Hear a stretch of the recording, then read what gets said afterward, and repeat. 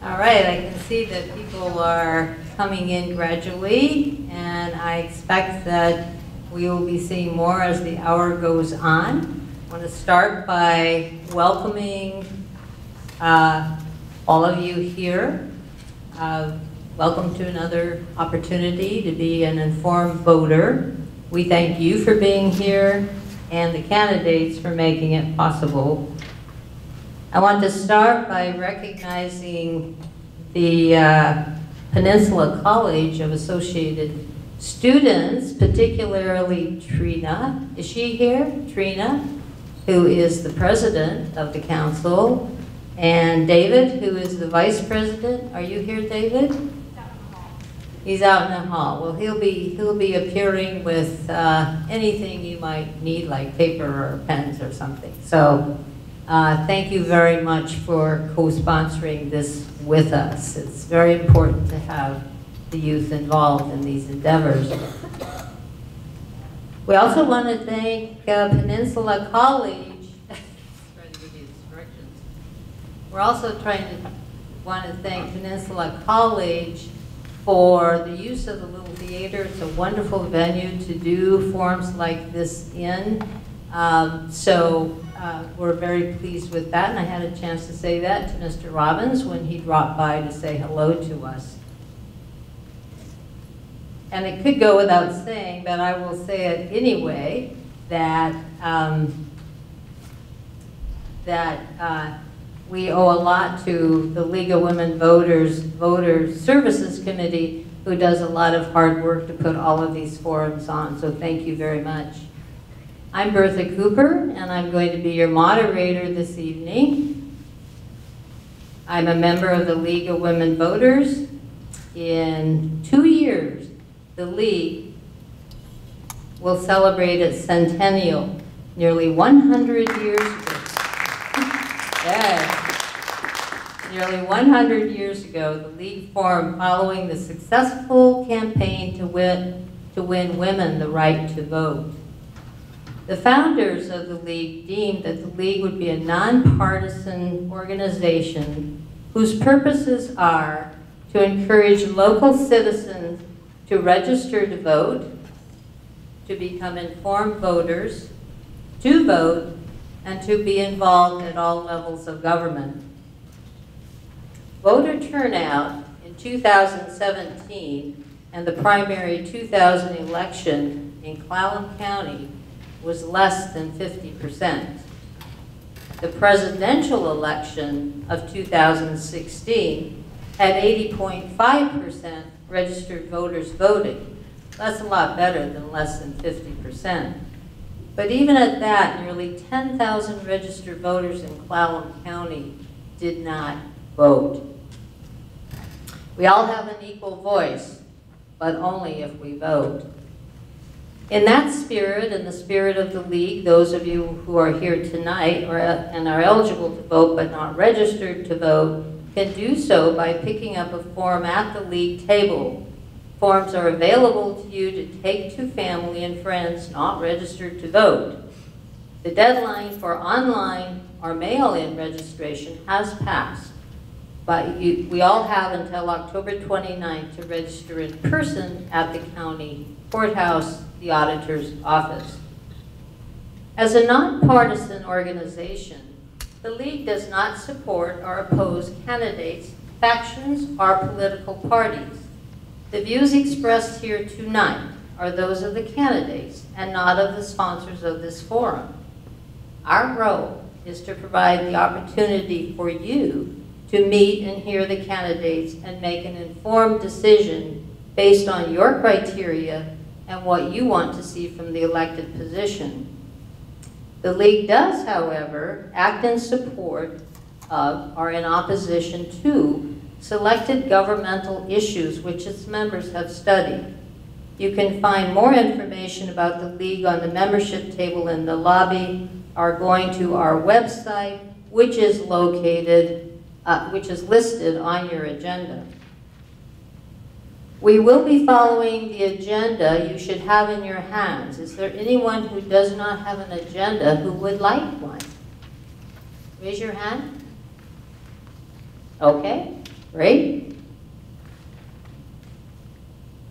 Before we start, a couple of matters. First, turn off all cell phones and devices that make noise. Note there are restrooms in the lobby outside of the theater. A word about video recording. We are being recorded. No non-league audio or video recording devices of any kind are permitted during this forum unless prior permission has been received. The league is recording this forum and the video will be posted on the league's website. Our forum tonight will be in two parts. The first panel will feature candidates from the Public Utility District number 1, Commissioner District number 3. The second panel will be the candidates for United States House of Representatives, District 6, Washington State. Each panel will follow the same basic outline, although the second panel is longer and allows more time for statements and questions. The candidates will make brief opening statements. Next, we'll take questions from the audience, and then the candidates will make their closing statements. We hope you will be thinking of the questions you want to ask the candidates now and as you listen to their opening statements. If you need a card to write on to get your thoughts together, hold up your hand and a league member will provide one or a student will provide one. Does anybody want a card and a pencil?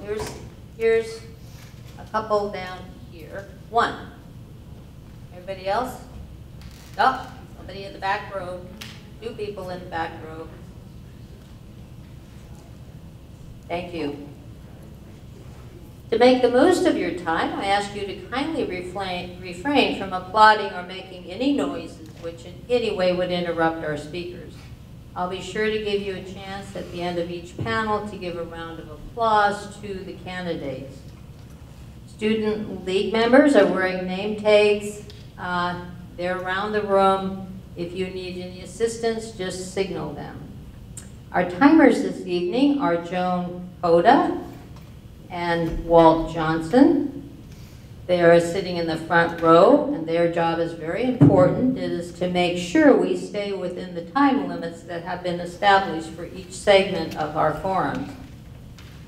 Your agenda provides summary information on the responsibilities of each office that is being discussed here tonight. So I am not going to take time to go over that with you. Now I'm going to move the table.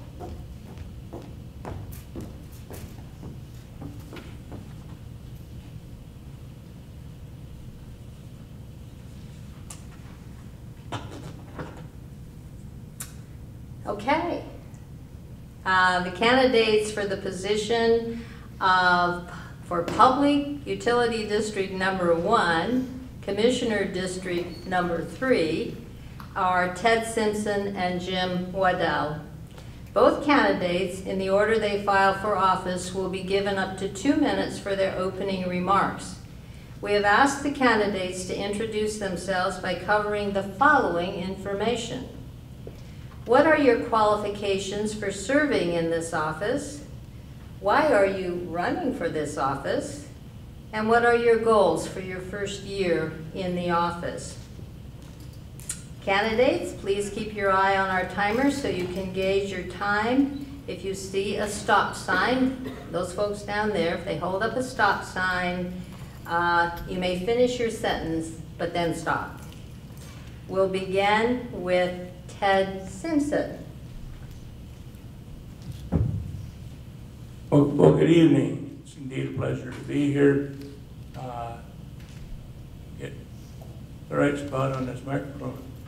I'm a native of Clallam County. Was born here. Went through the Forensic school system.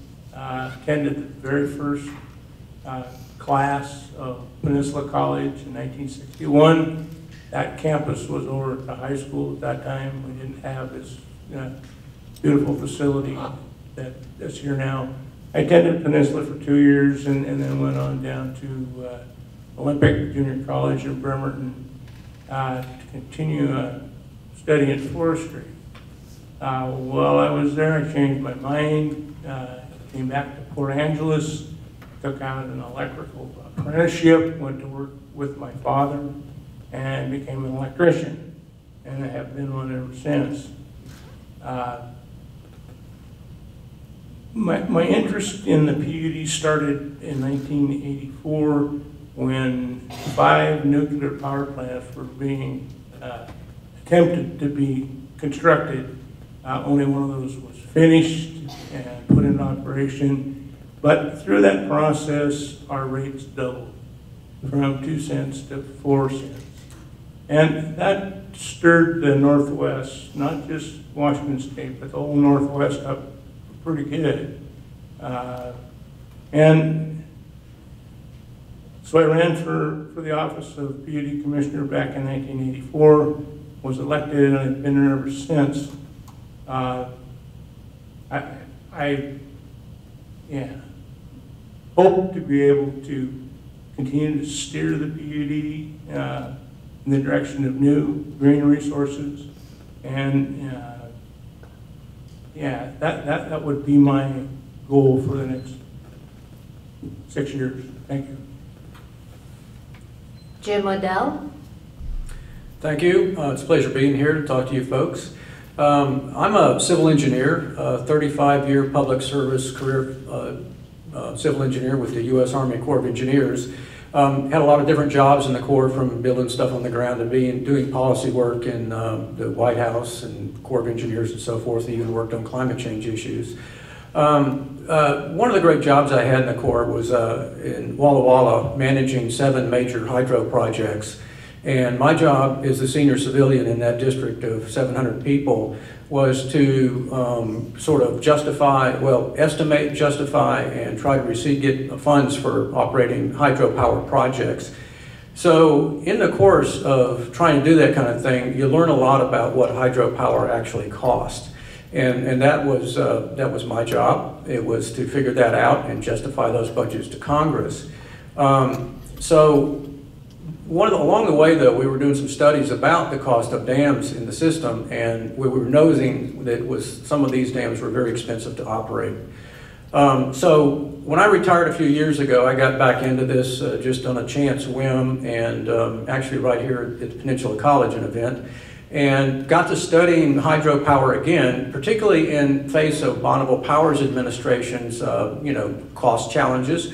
Bonneville Power is basically facing a physical crisis today, and has been for about 7 or 8 years, since the amount of surplus power they've been selling has been selling at a loss, which is why our rates are going up. And so the other thing I looked at, well, what is our PUD doing about this?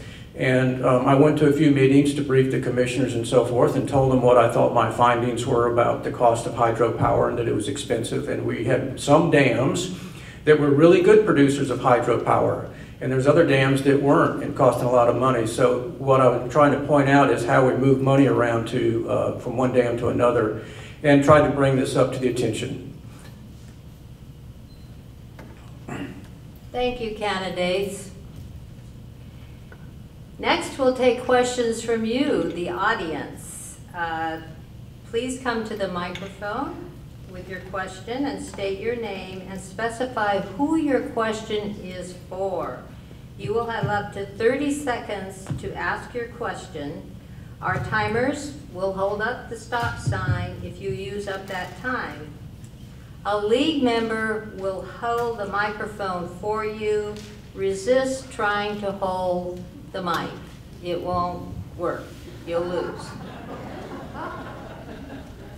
The candidates will have up to 1 minute to answer each question, so please consider this time limit when crafting your question.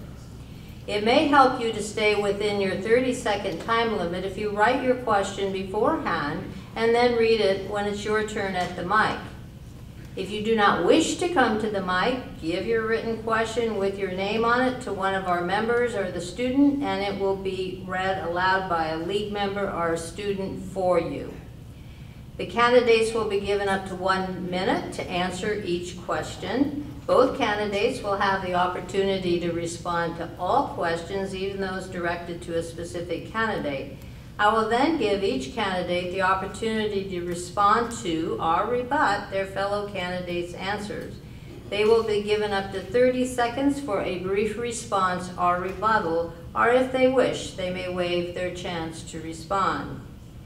I expect there to be about 30 minutes for audience questions and candidate responses. If we run out of time before you get your question answered, unfortunately, both our candidates have to leave on time. Did I get that right? They have another forum to go in Nia Bay and don't have a lot of time to get there. So try to get all your questions in during this time, because I know they're here to answer your questions and your concerns. Carol Hull and Marcia McGuire are our mic holders today. And while I see someone has lined up, and the rest of you, as you're coming forward to line up, I'm going to begin this part of the forum with the first question, and this is for both candidates. My question relates to earth warming or climate change and energy resources. In your view, what is a public utility district's responsibility, if any, in managing current energy resources and identifying new energy resources in relation to climate change?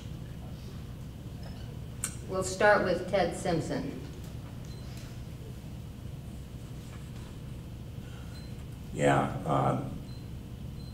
Currently, the Clallam County PUD purchases all its energy through Bonneville. 98% of that energy is green. And when I say that includes hydro, which is about 88% of it.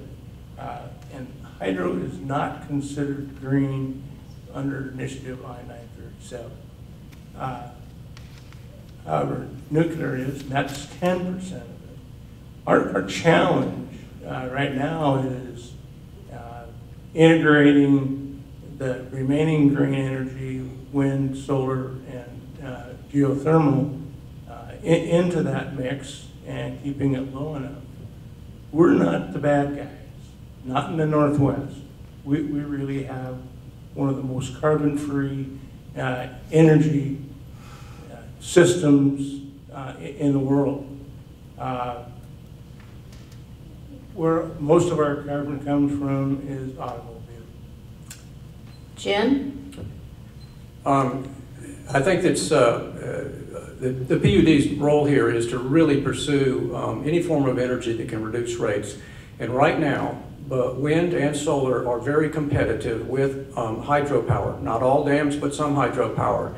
And so what I would pursue, not only for the benefits of green energy, but also for the fact that reservoirs emit methane, and methane is 85% more potent than carbon. So actually our dams aren't carbon, they're carbon-free but not methane-free.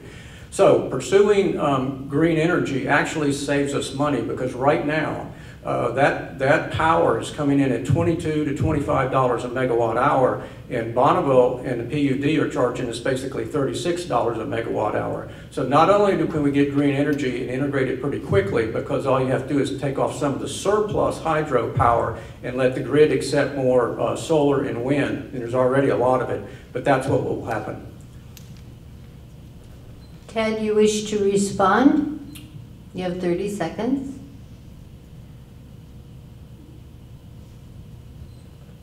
No. I think we're headed in the right direction where we're going right now. Further comments, Jim?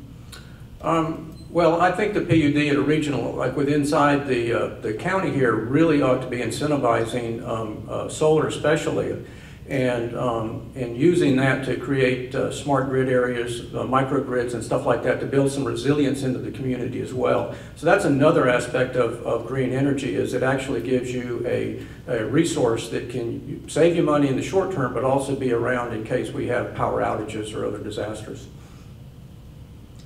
All right, we'll start now with questions from the audience. Remember to state your name and to whom you want to direct your question. My name is Sandy Goodwick, and this would be for both of them. Okay. I'm fairly new to the area and did not have any say in utilities where, in Southern California, so I'm curious about why it's even an elected position. And so my question would be, what kind of decisions are routinely expected of anyone in this position, and how would you be uniquely suited or qualified to answer those? What kind of things have been going on this past year? Let's start with Jim. Okay, well, obviously one thing is that the PUD commissioners set policy and so forth, but this reminds me of something that's in the 1940 charter language of our PUD, and there's 2 points that are really critical. Our PUD was set up to reduce rates and to compel electricity providers to reduce their rates as well for what we pay. And so what I think another function for the PUD commissioners is to actually work with other PUD commissioners around the state. And actually I've done this as late as last Thursday, working with the Cowlitz County PUD to get up there and demonstrate some leadership in the face of Bonneville Power Administration. Bonneville Power is just handing us bills, and our PUDs, including this one, are just accepting those rate increases without too much of an argument, it appears to me. So that's part of the problem, is to demonstrate leadership. Ted? Yeah, I'm sorry, I really didn't understand the question or couldn't hear it. Could you? The question was, what are the responsibilities of the commissioners, and what kind of things do you work on? Yes, what decisions like this past couple of years, and how are you uniquely qualified to respond to them? Okay. Yeah, PUD commissioner is the conduit between the public and the PUD.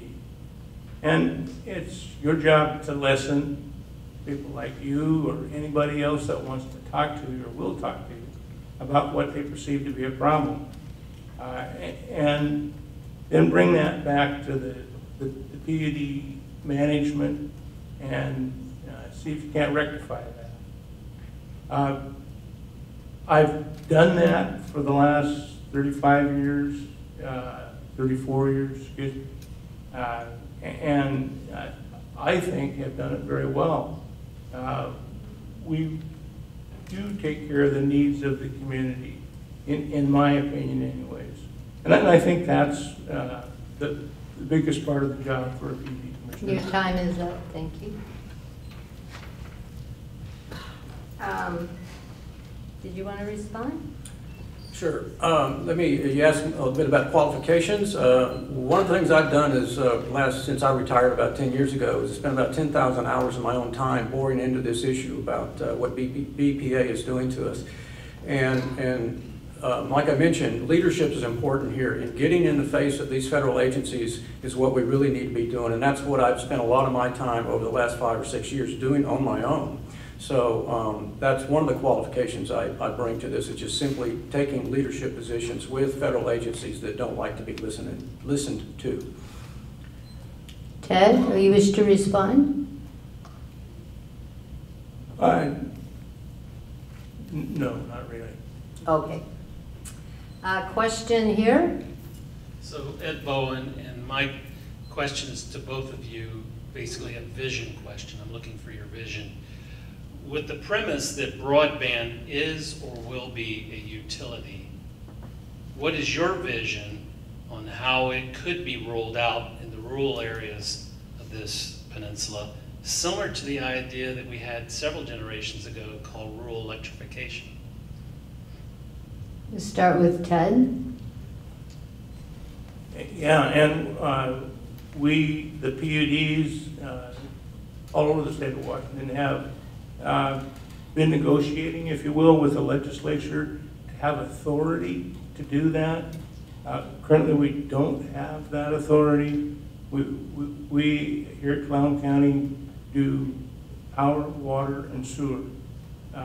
And so that's something, we also belong to an outfit called NOAANET, who brings fiber and internet into the community for us. We also use fiber to connect our substations for our SCADA system, and we overbuilt that and make it available to local ISPs. Ted? My vision is, as I see it in the future, what I really see is an empowered citizenry in the rural areas that are able to access the best technology and internet technology and information in order to give them, increase their ability to earn money and be connected and stay educated. And I think this is a, kind of a foundation thing for our well-being in terms of economic development and sustainable development in terms of the economy, is to have people that are in this time and age, you have to be connected, and when you are, you can actually be quite effective in terms of creating wealth in parts of the rural areas that right now do not have much wealth because of their disconnectedness. Ted, you wish to respond or rebut? Well, just one additional thing. The general public have been putting pressure on not just Clallam County PUD, but all utilities to bury our lines, get them out of sight. And we've done that. And about 60% of our distribution system is underground. We don't have any poles or any place to string fiber. It becomes much more difficult to re-ditch or dig ditches and distribute that stuff. Ted? I'm sorry. Jim? I'm okay. Oh, you're done. Okay. All right. Question here. My name's Lisa Bulware. I'm unfamiliar with the role of the PUD, and can you each talk about your top priorities for Clallam County if you are elected? Is it to both candidates? Thank you. Okay, then we will start with Jim. Okay, I think my top priority would be this. Since what we pay Bonneville for our power is basically 60% of your power bill. So those rates are going up because of Bonneville's financial crisis. And they got a lot of debt to pay back, and if they tried to seriously pay it back, we'd hit double-digit rates. So it's going to take some serious cost cutting within the Bonneville Power Administration to keep our rates from going up. And we should be being able to get them down because of what I mentioned before, is that a lot of green energy is now priced lower than Bonneville. So that would be my top priority. And I realize there's things to do within the county, upgrading lines and so forth like this. But if we can't control that 60% of the cost, then we're not going to have the kind of money it's going to take to maintain the systems within the county and upgrade them and everything else we need to do in terms of paying people and employees in the county that work for the PUD. Ted? Yeah, I'm going to kind of deviate from that answer. Clallam County PUD, along with all other PUDs, are what we call public power. And when we say public power, it means that it's you. They operate not for profit. And so all our costs are pooled, and from that pool, we generate a rate. For those people who can't pay their bill, you pick up that slack. Jim, you wish to respond? Well, I just want to say one other thing about Bonneville Power. It's important to recognize that Bonneville Power is a marketing agency for hydropower. That's one of their two functions. The other one is maintaining the grid. As a marketing agency, they do everything they possibly can to push hydropower no matter what it costs at us. And so that's why I think that getting ahead of them and getting into them and trying to control those rates, and that's part of our charter, is to compel those electric companies to reduce their rates. Ted? Yeah, they also follow our load. So when you turn on the light, Bonneville will make sure that the power is there for it. And that's a very, very, very complicated system that Bonneville operates. You know, Jim's been critical of Bonneville. They do a heck of a job. Their costs are astronomical, but that's part of the cost of doing business. Okay. We have another question here.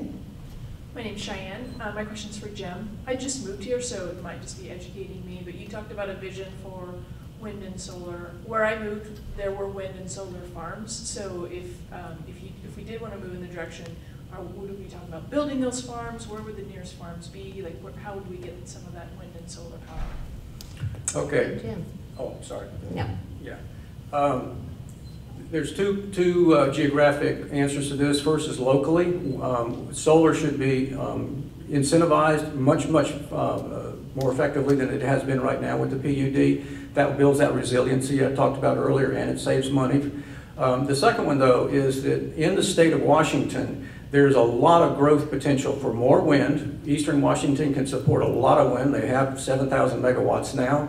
And the other cool thing about Eastern Washington, it's a perfect place for solar because it's perfectly matched with the kind of temperatures in the summertime and peak demands. And when that solar, and there's now 5,000 megawatts of solar waiting to be put on Bonneville's grid, and there just simply isn't enough room because of the hydropower, which is actually costing more. So you have that answer out in the state, which will reduce our rates and carbon footprint, methane footprint, as well as what we do here locally is to get more solar in our communities here. Ted. Yeah, oddly enough, Clown County PUD has over 300 solar generators on its system right now. There's only one other PUD in the state that has more, and it's not much. We really have had a good response. We attempted to build a solar farm in the swim area, and it failed. Jim, you wish to respond? Yeah, just a quick one there about the, solar in this county here. I'm a solar owner, and I can tell you that it was really tough, breaking through all the rules and stuff to get it here. And I know a lot of other people that have been trying to install solar have run into similar frustrations with the PUD. And in the utility scale that Ted just talked about, I think that's a case where the PUD just was not exercising enough leadership and initiative to help really gain momentum on that and go and make that work. Ted, you wish to rebut? No, we're just trying to accommodate wherever we can. People would like to do that. Again, this is a system, and you don't want individual putting power into your system when you don't need it. Jim talks about some restraints. Those are cautions to make it safe for the system for us to work on. Our next question will be over here. My name is John Conrath, and I have a question about transparency for Ted, or really lack of transparency, with the way I see PUD interacting with our ratepayers. I've gone to your meetings, and it seems like there's an appalling lack of discussion. People get up and they say their piece, and there's no discussion on the part of the commissioners. I've gone to meetings that weren't taking place, and there was never any notice that it wasn't taking place. That's a type of non-transparency. Okay. And then, your question, you're out of time. I'm out of time. So it's mainly about Okay, transparency. Well, also, for example, net metering was never put onto the agenda, which is a major issue. All right. Ted, the question was directed toward you. Well, I guess I'm a little bit confused of all the county agencies, I think the PUD is one of the most transparent. We certainly don't discuss things outside of our meeting amongst the commission. We have to operate under state guidelines, state and federal guidelines, and sometimes those influence our decisions or our direction. But I would say that we're very transparent. Jim? Well, I experienced your sort of interaction with the commissioners myself in terms of them not listening to me pointing out the significant problems with Bonneville's cost.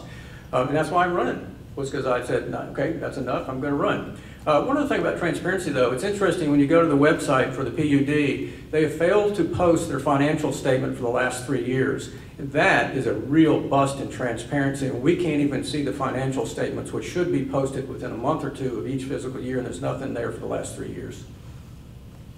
Ted?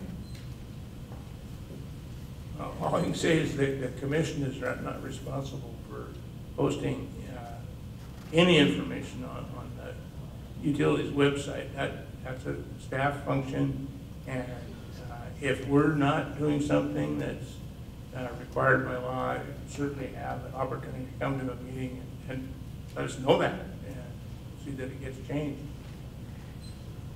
Jim?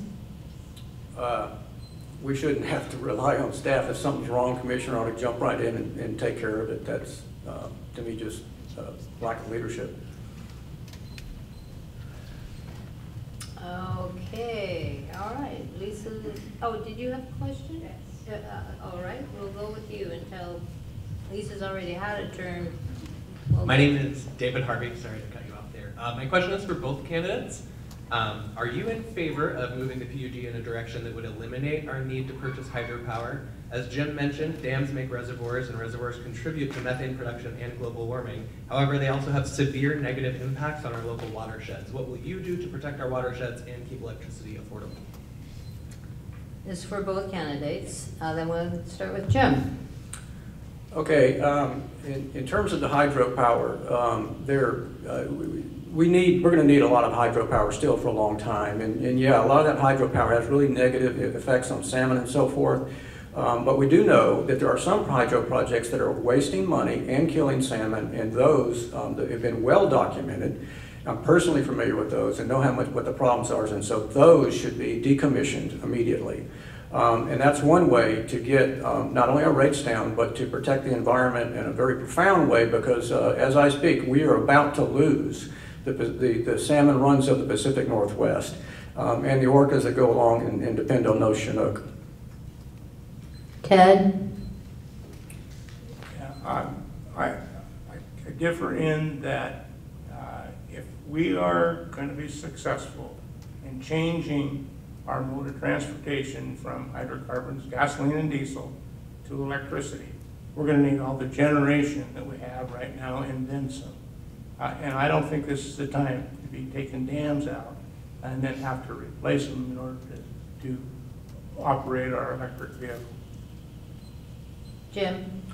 The Northwest Power and Planning Council has published a 7-year plan, and for many years they've been saying we're going to have basically increases in demand. They have now found and finally admitted that through conservation and other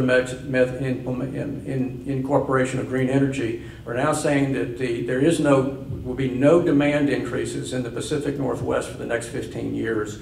And so we're in a great position to integrate these renewables right now without any impact, and will be good for a decade or two to come. Ted, you wish to respond or rebut? Yeah, you know, when no increase, that's a whole lot of conservation. And we have done very, very well with our conservation efforts. That's what brought us out of the whoops debacle that we had, was conservation. But again, if we are going to change from hydrocarbons to electricity to operate our motor vehicle fleets, we're going to need all the generation we have right now, and then some. Okay, Lisa, it looks like you can go next. I got an answer to my question about your priorities for Clallam County if you're elected from Jim, but I didn't hear that from Ted. So I'd like to know from Ted what your priorities for Clallam County will be if you're elected to the PUD, re-elected. All right, Ted, it's your question. Okay, our infrastructure, say, if we're going to change from gasoline and diesel to electricity to run our fleets, we're going to need to increase the size of our distribution system. If we're going to use solar energy to boost or bolster our system, we're going to need to modify it to accept it. Jim? You know, the calculus on this, the mathematics about how much you really need to increase the system to bring in electrical vehicles, I think is what Ted's talking about. I haven't seen the numbers on it. I don't think this is significant infrastructure increases to introduce electric vehicles. And the Power Planning Council has already cranked that into their equations about how much future demand is going to be needed. They've cranked in electrical vehicles, so we know from a statewide standpoint that's not really an issue. Ted, you wish to respond, add to?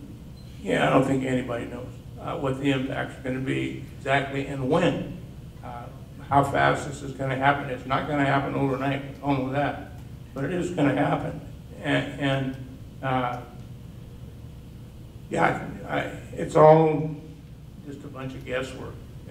Nobody's got any hard fact numbers to know what we, the public, are going to do as far as accepting that type of a change. Jim? Well, I think it still serves us well to go ahead and, like you said, it may take a while. And so let's get started on it. We can gradually increase. And that's one thing about introducing technology like this at a phase, kind of, you know, let's get rolling now instead of waiting until some edict comes along and all of a sudden you've got, you know, thousands of electric cars to deal with.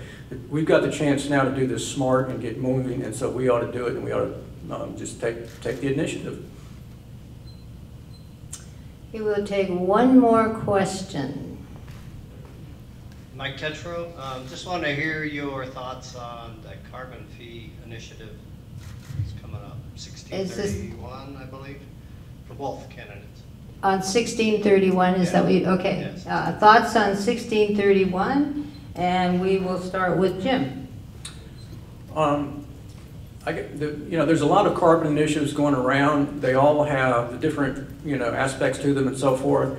And I think that on the surface of it, we certainly need to support any kind of effort. None of them are perfect. And so we just need to go ahead and let's just get started on some of these things and work the bugs out as they go along. On the other hand, though, I think a PUD can go way beyond what's being handed to us in these kind of fee initiatives and so forth like that, and get after this situation of reducing rates and integrating green technologies and solar and wind and stuff like that on our own. There's no law holding us back on this stuff, but we're waiting on the government to kind of tell us what to do or not to do. I think that's being a little bit reactive. I think this is where you can really demonstrate, you know, some leadership and get out there and make a difference with these technologies as opposed to being on the receiving end of whatever comes down at some point in time. Ted? Yeah, the PUD, Clallam County PUD Commission signed a resolution a couple weeks ago that opposes that initiative. It's not that we're opposed to trying to decrease carbon. We support that in every way. It's how they wanted to use the funds, how they evaded how they want to use the funds. That gets put into a commission of 15 people that the governor appoints, and they kind of decide how to spend that money. We never support it. Jim? Well, let's put things in perspective. This bill that's passed will have a fee to oil producers and so forth like that. That fee could get passed on. The PUD is estimated something like $20,000 or $30,000 expense to the PUD for additional fuel charges in 2 years. Let's put that in perspective. Our PUD has about a $17 or $18 million reserve right now, so I don't think it's going to kill us to spend $20,000, $30,000 on that with possibly some additional fuel surcharges if they're passed down in the first place. Ted? Yeah, it's not so much the fuel charges, it's all the other unknown mandates that were in that legislation. We need to form a plan and renew that plan every 2 years and present that to this commission, a 15-member commission, have it approved. We would need to hire people, additional people, just to prepare and administer that plan. We didn't see the value of that.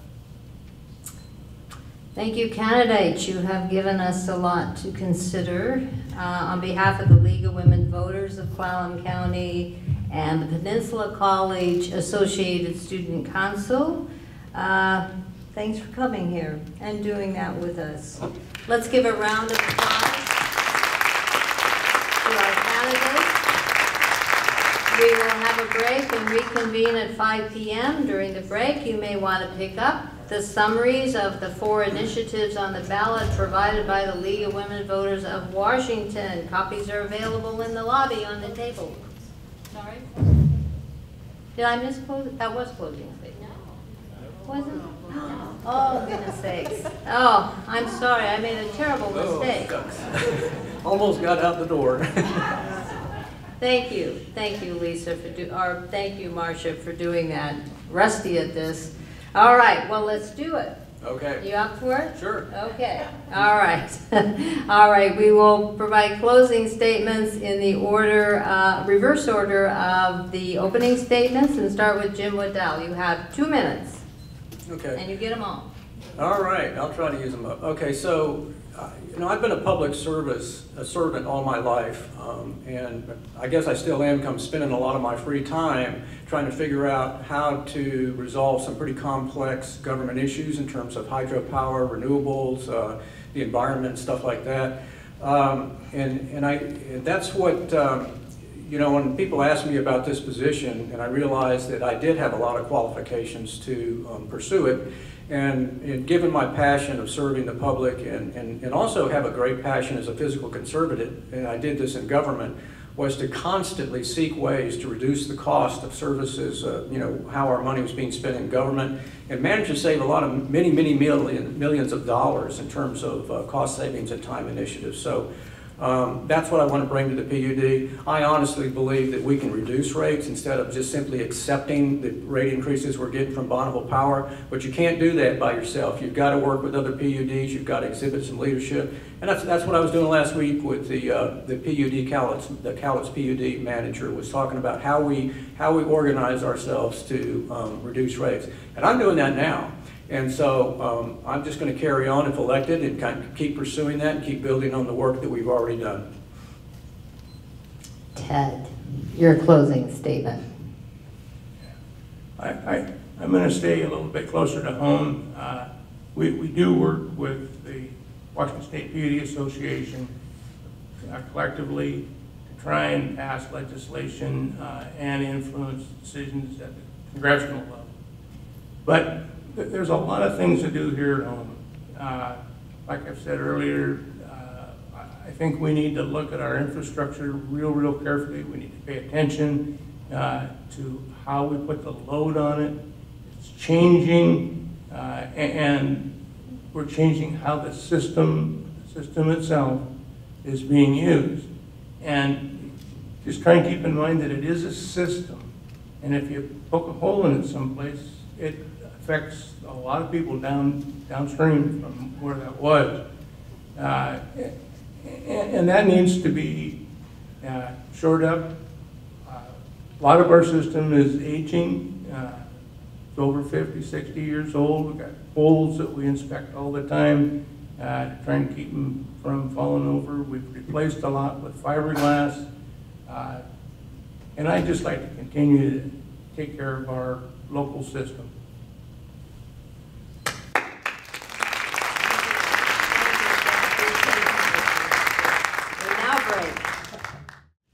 All right, it's 5 o'clock, so we are going to start. We'll start by welcoming these candidates, Derek Kilmer and Douglas Steitman, who are making it possible for us to become informed voters, at least around their race. Thank you so much for agreeing to appear. I want you to know too, it's not just the League of Women Voters who are sponsoring this. It's also sponsored by Peninsula College Associated Student Council. And they've been helping out, and they're back there.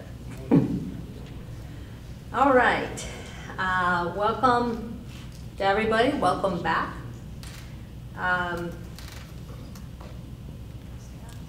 We're going to follow the same format that we did during the first forum, and that is we will start with opening statements, then do audience questions with answers and time for rebuttals and responses, and closing statements.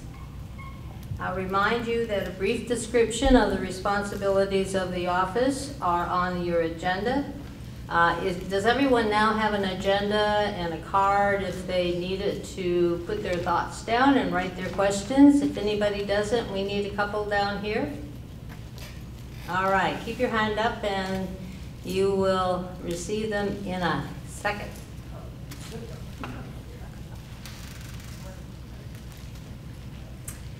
The candidates for representative to the House of Representatives are Derek Kilmer and Douglas Steitman.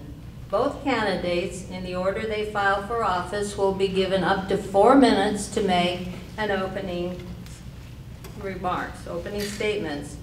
We have asked the candidates to introduce themselves by covering the following information. What are your qualifications for serving as United States Representative for our district? Why are you running for this office? And what are your goals for your term of office? Our timers are in the front row.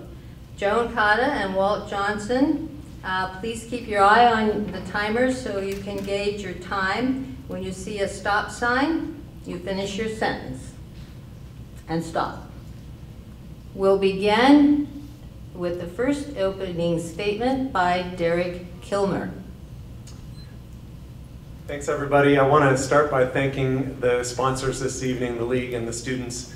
I want to thank all of you for coming, and I want to thank Doug for being here too and for putting himself out here as well. It's good to be here. It's good to be home. I grew up here, and growing up in Port Angeles absolutely shaped my values, and it shaped my life. Growing up in Port Angeles, I saw what happened when the economy took a turn for the worse. And that motivated me to go to college and to study public policy and focus on economic development. It's why I worked professionally in economic development for a decade, helping small businesses grow jobs in our region. And I brought that experience with me to our nation's capital as your representative. And it meant that when the Small Business Development Center here on the peninsula was slated for closure, I fought for it because I understand that small businesses are the backbone of our community's economy. It's part of the reason that I work to form the Olympic Forest Collaborative, to work on increasing the harvest levels on our federal forests in a responsible way. Growing up here, I saw the importance of Olympic Medical Center, which is where I was born. And it's obviously a key employer here and a key provider of health services. And seeing that and understanding that is part of the reason that I've been such a strong advocate for rural health care. That means working to protect the parts of our system that work and working to fix the parts of our system that need fixing. Some of you may remember my grandma who lived here. My grandma's now 108 years old. I hope I have those genes.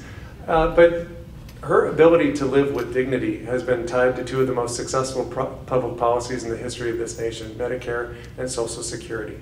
That's not just true for her, that's true for a lot of people in this community and on the peninsula. And that's part of the reason that I've worked so hard and will continue to work to protect those programs and protect the ability of seniors to retire with dignity. Growing up here, I saw the importance of strong schools. My dad taught at Roosevelt, my mom taught at Monroe. I was Port Angeles High, class of 1992, and I've always been a strong proponent of our public schools. I also know how much this community did for me and for other Rough Riders to help those of us who wanted to go to college to be able to afford college. I look at education as the door to economic opportunity, and for a lot of families, that door is locked right now. That's part of the reason that I've worked and will continue to work on ensuring that there's more access to affordable education for middle-class families and working to reduce student debt. Growing up here, I gained an appreciation for our natural resources, not just as drivers of our economy, but as part of who we are. That's part of the reason that I've worked on addressing the maintenance backlog in our national park system.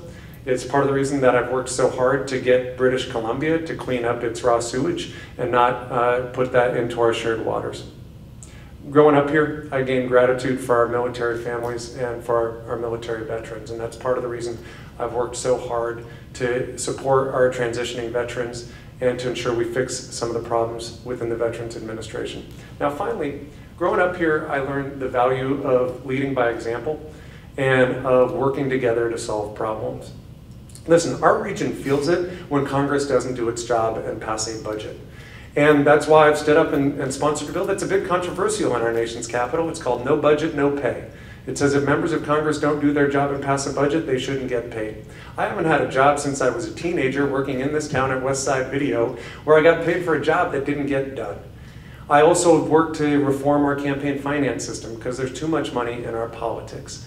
I've also co-chaired the bipartisan working group so that we can dial down the partisan bickering and start working to solve problems again. That's why I'm here. I'm not done working on your behalf, and I'm here to ask for your vote. Douglas Deitman. Thank you. My name is Doug Deitman. I'm a family physician in Shelton, Washington. I'm as qualified to do this job as most of the people actually that are sitting in this hall today, concerned citizens that have opinions, that they're willing to share their opinions with other people, and go represent people. My biggest concern about our system in Washington, D.C. is that we don't get represented as people. And that's one of the things I'm trying to do, is go set an example. The reason I'm running today, and the reason I started doing this about 6 months ago, is because I looked around and I didn't see anybody, honestly, that was going to run as a Republican in the district. And I thought that was really a shame, because everybody should have the ability to hear what somebody says and make decisions and who they want to vote for and have options. So that was my first role. The second thing I realized was that when my son recently turned 18 and then 19, that he got to adopt $176,000 of federal debt. One of the biggest problems we have in our society is the $21 trillion of debt that we have as a federal government, and we're not addressing that. And I think that we need to do that before we pass that on to our kids. I don't think that's fair. I mean, our country was founded because, in part, due to taxation without representation, and we're doing that to our children and our grandchildren every single day. My goals when I get back there are pretty simple. I don't think I'm going to be able to change the world in a single 2 years or 4 years. My goal is to go and set an example. My goal is to go and represent the people of the 6th District faithfully, doing what I told them I was going to do, not listen explicitly to what a party tells me I have to do, not listen explicitly to what people who have donated to my campaigns tell me I have to do, but rather just to represent the people. And I want everybody here to know what my opinions are, so that if they match what you're thinking, then that's what you would choose to do. I don't want to have any surprises. I want to just have all the questions I can get so you guys know exactly what I think. I've been around this part of the world most of my life. I was a physician out at Forks for just under 3 years. Now I'm practicing down in Shelton. And I look forward to representing the people of the 6th District, given the opportunity, if you feel like I'm the right person for you. And so I hope you have lots of questions and we can share with you, what our opinions are and go from there. Thank you, candidates. Now we'll take as many questions as possible from you, the audience. We will follow the same procedures as with the previous panel. Please come to the mic, state your name, and specify whom your question is for. You will have up to 30 seconds to ask your question. A reminder, don't try to take the mic, you'll lose. The candidates will be given up to 2 minutes to answer each question. Both candidates will have an opportunity to respond to all questions, even those directed to a specific candidate. I will then give both candidates the opportunity to respond to or rebut their fellow candidates' answers. They will be given up to 1 minute to respond or rebut. If they wish, they may waive the chance to respond or rebut. I hope that we'll be able to hear all of your questions.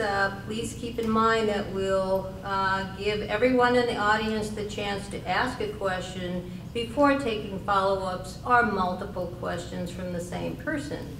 If you prefer not to come to the mic, please give your written question with your name on it to a league member or a student to read at the mic. While you are While you are coming to the mic and lining up, I'm still going to ask the first question. This is for both candidates.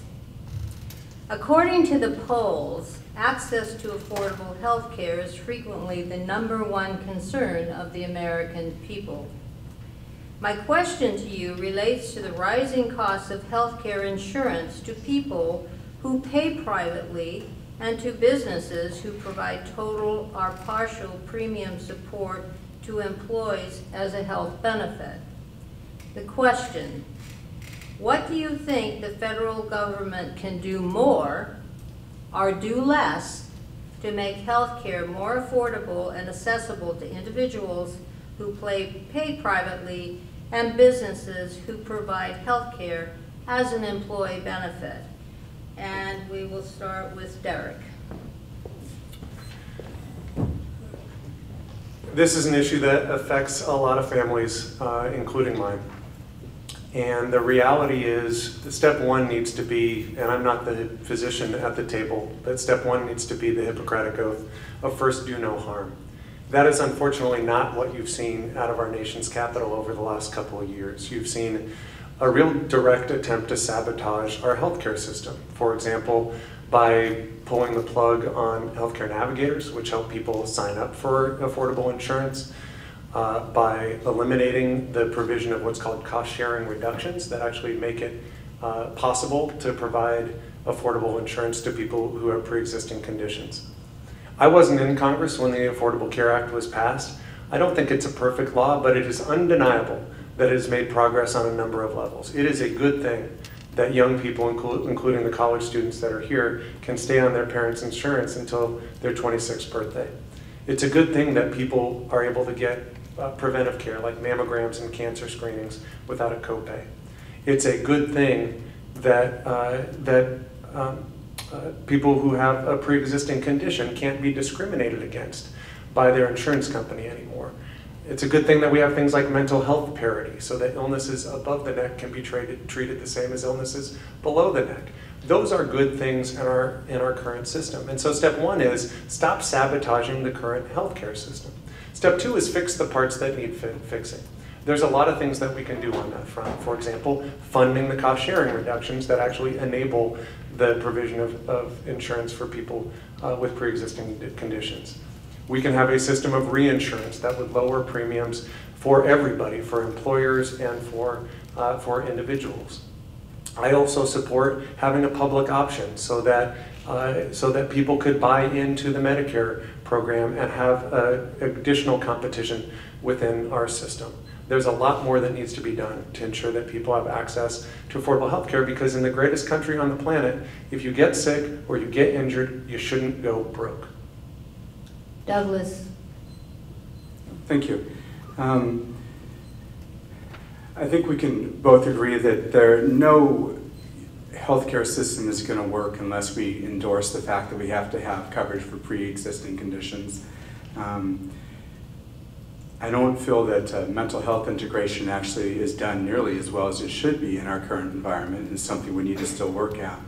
The reason I think our healthcare system isn't good enough right now to just continue doing what we're doing and try to refine it is that the healthcare system is centrally designed to make money for insurance companies and providers, and that is what was the basis of the healthcare system we have now. We had a situation where there was actually, it looked like more of a universal coverage thing coming out, and then we had the insurance companies get in and start talking, lobbying Congress and lobbying the president, and then what we ended up having outside that door the next time was something that was very different, something that really served the insurance companies. And so I think we need to step back, and instead of serving the insurance companies the way we have, we need to step back and say, how are we going to serve the people more? The problem with serving the insurance companies, obviously, is because they don't really have our best interest at heart. They have propagating their company's best interest at heart. So we need to go back. We need to realize that the biggest cost increases in healthcare over the last 3 decades hasn't been how much the doctor gets paid, how much the hospital gets paid, how much the drug companies make. It's actually been administrative costs, which has gone way, way up compared to all the other costs. And when we let the insurance companies right into that door and said, well, what are you guys willing to do? We gave up the ability to change that, and we need to do that. Derek, you wish to respond? I guess the only other thing that I would mention is that one of the key drivers that we're hearing from constituents is concerned about rising pharmaceutical costs.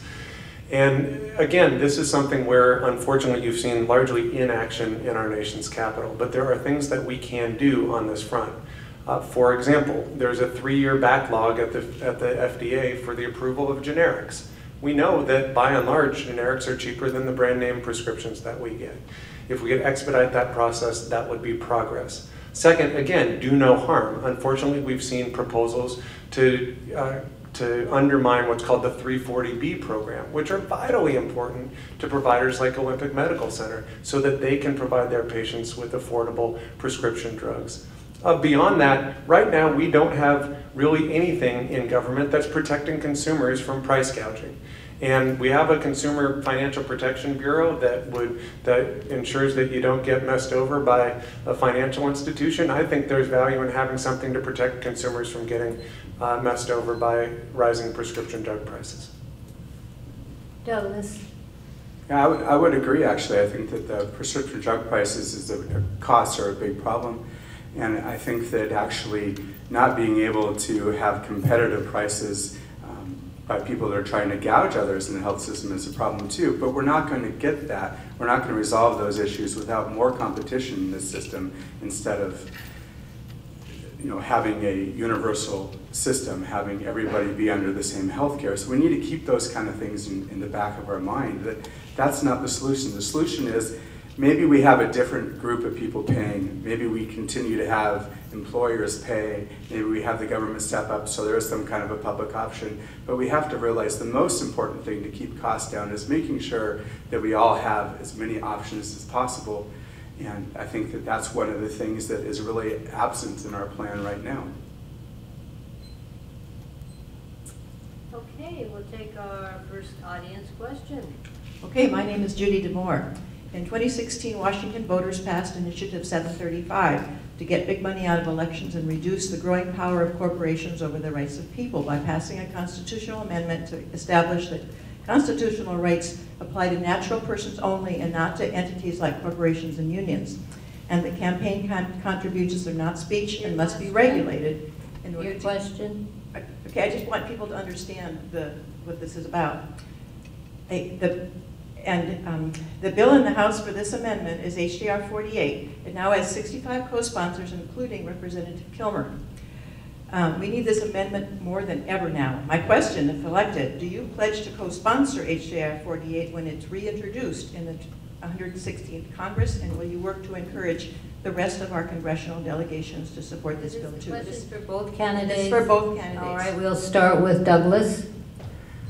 I haven't read that bill, so I'm not going to say whether I'm going to support it or not support it, because I don't know exactly what's in it. And as everybody in this room knows, there's usually more than one simple issue to a bill. But I'll address the question. The question is, what are we going to do about the influence of special interests, political action committees, large employers on influencing our politics? And I think the answer simply is, as candidates, we don't take the money. We can legislate all we want, but the bottom line is we just don't do it. I haven't taken a cent from a political action committee. I haven't taken a cent from a special interest group. In fact, I haven't got a cent from the Republican Party. We just need to be citizens. We need to go out and represent the populace and represent as good as we can, and we don't need all that money. I mean, how much money is flown into the Shire and Rossi? I mean, it's millions of dollars. It's ridiculous. That could be used so much better. So I think that we need to do something about this, but I think the first thing we need to do is, as voters, we need to turn around and say, what are they taking? And if we're going to change it, we need to realize that a candidate's taking a lot of money from special interest groups and PACs and decide that's not right, and then vote accordingly. Derek? The short answer is yes, I'll sponsor it again. I sponsored it already. I think, one, there's too much money in our politics. I think this problem was exacerbated by a Supreme Court decision called the Citizens United decision. I will tell you what I think. I don't think money is speech. I don't think corporations are people, period. And if it requires amending the Constitution to make clear that money is not speech and corporations are not people, then I support amending the Constitution in that way. I will say I think there's more that needs to be done on this front. I'm a sponsor of a bill called the Government by the People Act that says let's focus on citizen-financed elections and try to reduce the role of special interests in our politics. I'm a sponsor of a bill called the Disclose Act that says at the very least, when you see this dark money flood into our political system, they should have to put their name on it. So we as citizens have a right to know who's trying to influence our elections. I am the lead sponsor on a bill called the Honest Ads Act that says, as we've seen more money enter into our online arena, that ought to be regulated in the same way that TV ads and radio ads are. So we as citizens have some right to know who's spending what to try to influence our elections and also trying to keep foreign money out of our political system. And beyond that, I'm the lead sponsor of a bill that tries to put our referee back on the field. After Watergate, there was a federal agency called the Federal Election Commission that was established to basically be the referee, to blow the whistle on political candidates that cheat. And it worked for quite some time, and now it doesn't. Now it's about as dysfunctional as Congress. And so we have a bill to try to change that, and it's actually a bipartisan bill that I worked on as part of the bipartisan working group. When we introduced that bill, it was the first bipartisan campaign finance reform bill in more than a decade. And that's important because we gotta get our referee back on the field, not to advantage one party or the other, but to advantage the American people and their say in their political system. Douglas, you wish to respond? Sure. The referee is the voters of the United States. I will sponsor co-sponsor, I should say, any bill that comes out that wants to limit big corporation PAC money, special interest money in politics. But the thing I can do at first is I can set an example and simply not take it and allow people to realize that it's not influencing me, it's not making a difference in how I'm going to represent you. And every single politician in Washington, D.C. has the ability to do that right now. Derek? Okay. Question here? My name is Denise McInstead, and I live in Sequim. The Americans with Disabilities Act is over 30 years old right now. And for the first time, an administration proposed a bill, H.R. 620, that would have gutted the mandates in the Americans with Disabilities Act. It was killed in the House on a party line. I asked both candidates, would you continue to support the ADA as it is now written so that all disabled people have equal access to society? We'll start with Derek. Yes. I support the Americans with Disabilities Act. There was a bill, as you mentioned, that sought to undermine the Americans with Disabilities Act and reduce some of the protections that are available to people with disabilities. I opposed that bill, and I support people with disabilities and their access to, whether that be to a government building, a shopping center, or anything else. Douglas? Yeah, I mean, the American Disabilities Act is something that we're doing right in our society, and we need to keep supporting it any way we can. Either of you want to respond? Say more? No? All right. Next question. My name is Sandy Goodwood. I live in Avenue. Politics has become a profoundly unhealthy spectacle and the antithesis of what I and teachers nationwide believe in. I don't want any patches. This is for both of them. What ongoing, well thought out strategies will you consistently apply within your own party and within your work that will go all the way beyond bipartisan to working together? We'll start with Douglas. I think we just, as representatives of our communities, we have to be 100% clear that we don't tolerate that kind of behavior. I think if there's a member of my party that's behaving that way, it's my job to step up and say that's not appropriate behavior. And anytime anybody asks me to do that, I'm going to do it. We know what's right and we know what's wrong. We need to be incredibly transparent and say when people are behaving poorly, that's what they're doing. Trump behaves poorly. Maxine Waters behaves poorly. I mean, we could take a list of examples of everybody. We could say, you know, you can't say get up in their face. So many things. But we just need to stop doing those activities. And I will say right now that everybody that's doing that is wrong. Common sense transcends party lines, and we just need to not do those behaviors. Derek?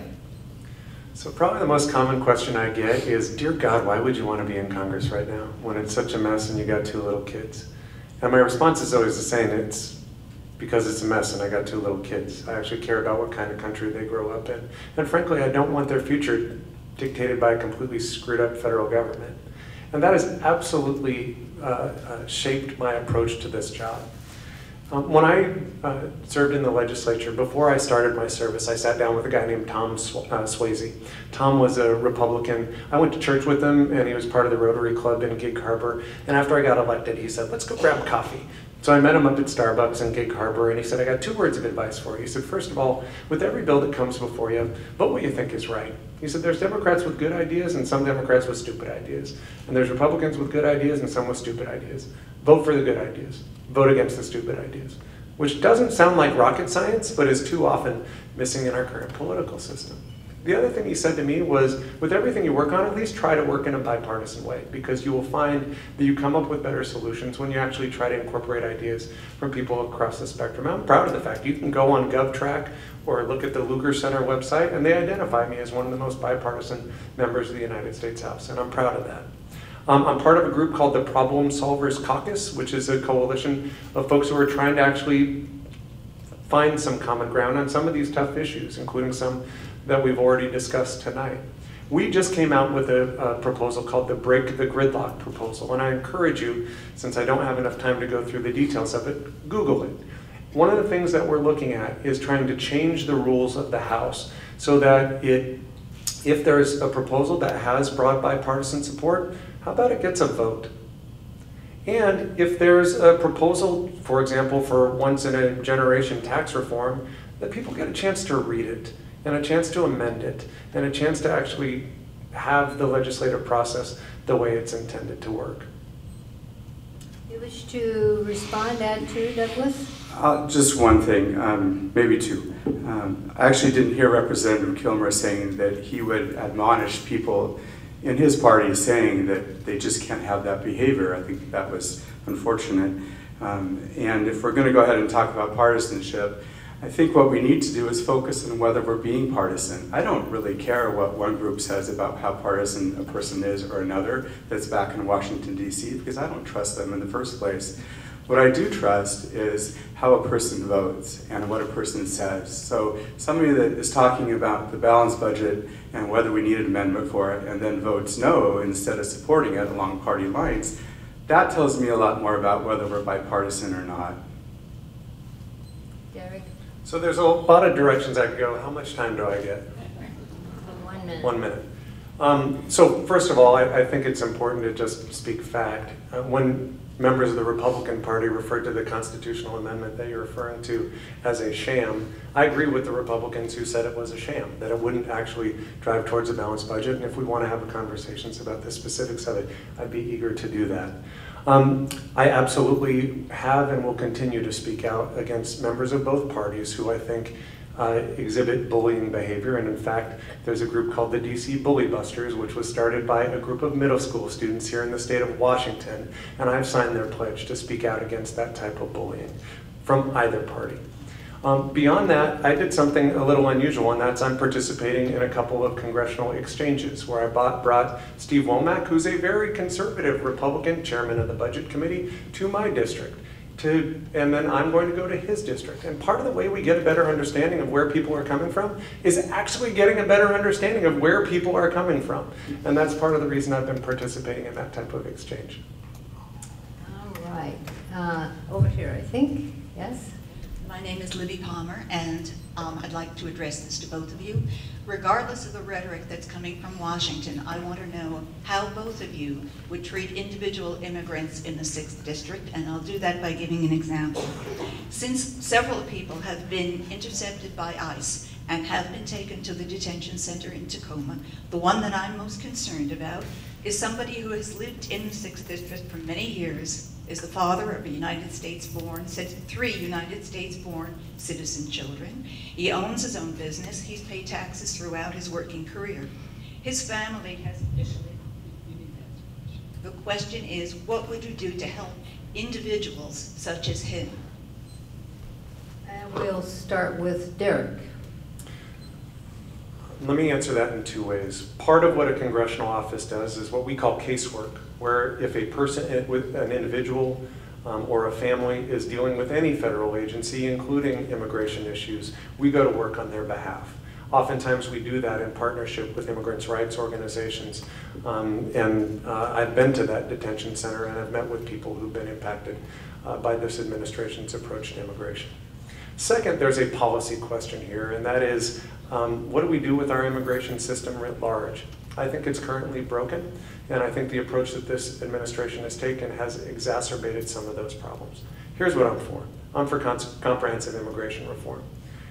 Here's what that means. A comprehensive solution involves addressing border security, frankly, not just at our southern border, but at our northern border and at our ports. It means trying to fix the system of legal immigration to make illegal immigration less attractive. It means trying to level the playing field so that those employers that are working hard and playing by the rules are not put at a competitive disadvantage against those that are not. And then finally, the comprehensive immigration reform bill that I am a co-sponsor of addresses the issue of what do you do with the 11 to 12 million people who are currently in our country who lack legal status. And what that bill proposes is creating a pathway to citizenship. It requires passing a criminal background check, going to the back of the line, paying back taxes and fines and penalties, and then working your way through the immigration system. I think that's important because the notion of breaking up families that are otherwise law-abiding doesn't make sense to me. Trying to spend your tax dollars trying to find and deport 11 to 12 million people doesn't make sense to me. We're a nation of immigrants. I'm the son of an immigrant. 70 years and 2 weeks ago, my family came to this country. My mom came to this country. But we're also a nation of laws, and I think it's important that we modernize our laws to keep up with today's reality. Douglas. So I am in agreement with DACA. I think that the kids that have been here their whole life, been educated here, are providing services to communities, have lives in front of them that are going to be productive. I think that we need to find a way to keep them here. However, I think that we need to realize that our system isn't necessarily broken. Our system hasn't really even been tried for years. If we find somebody here that's here illegally, I think, and I'll just answer your question directly, I think that the father should be sent back to the country he came from. And then we should work however we can to get the family reunited. He commits some level of a crime when he comes here against our laws, and we can't just say, it doesn't matter. We need to do what we need to do. We need to enforce the laws and then get the family back together. We have a lot of people that have, been asylum seekers, and I think that that's an important part of what we do as a country. But I think that if we have somebody coming to try to get asylum, that doesn't mean that we let them freely integrate into our society until we've decided whether to give them asylum or not.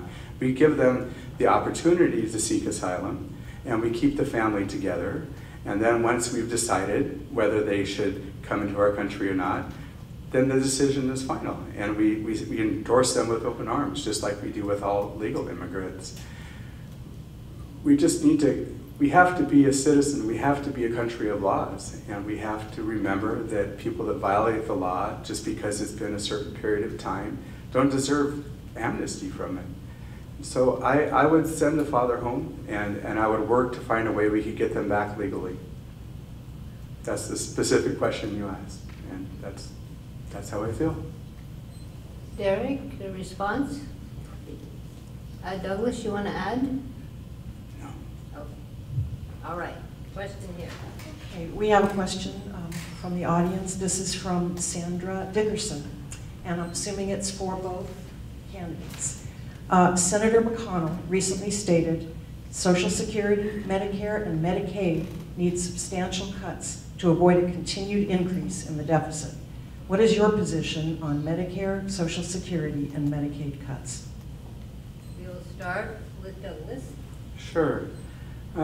Medicare and Social Security are programs that we've been funding throughout our whole life, and they're promises to us, and we can't cut them. That's just the bottom line.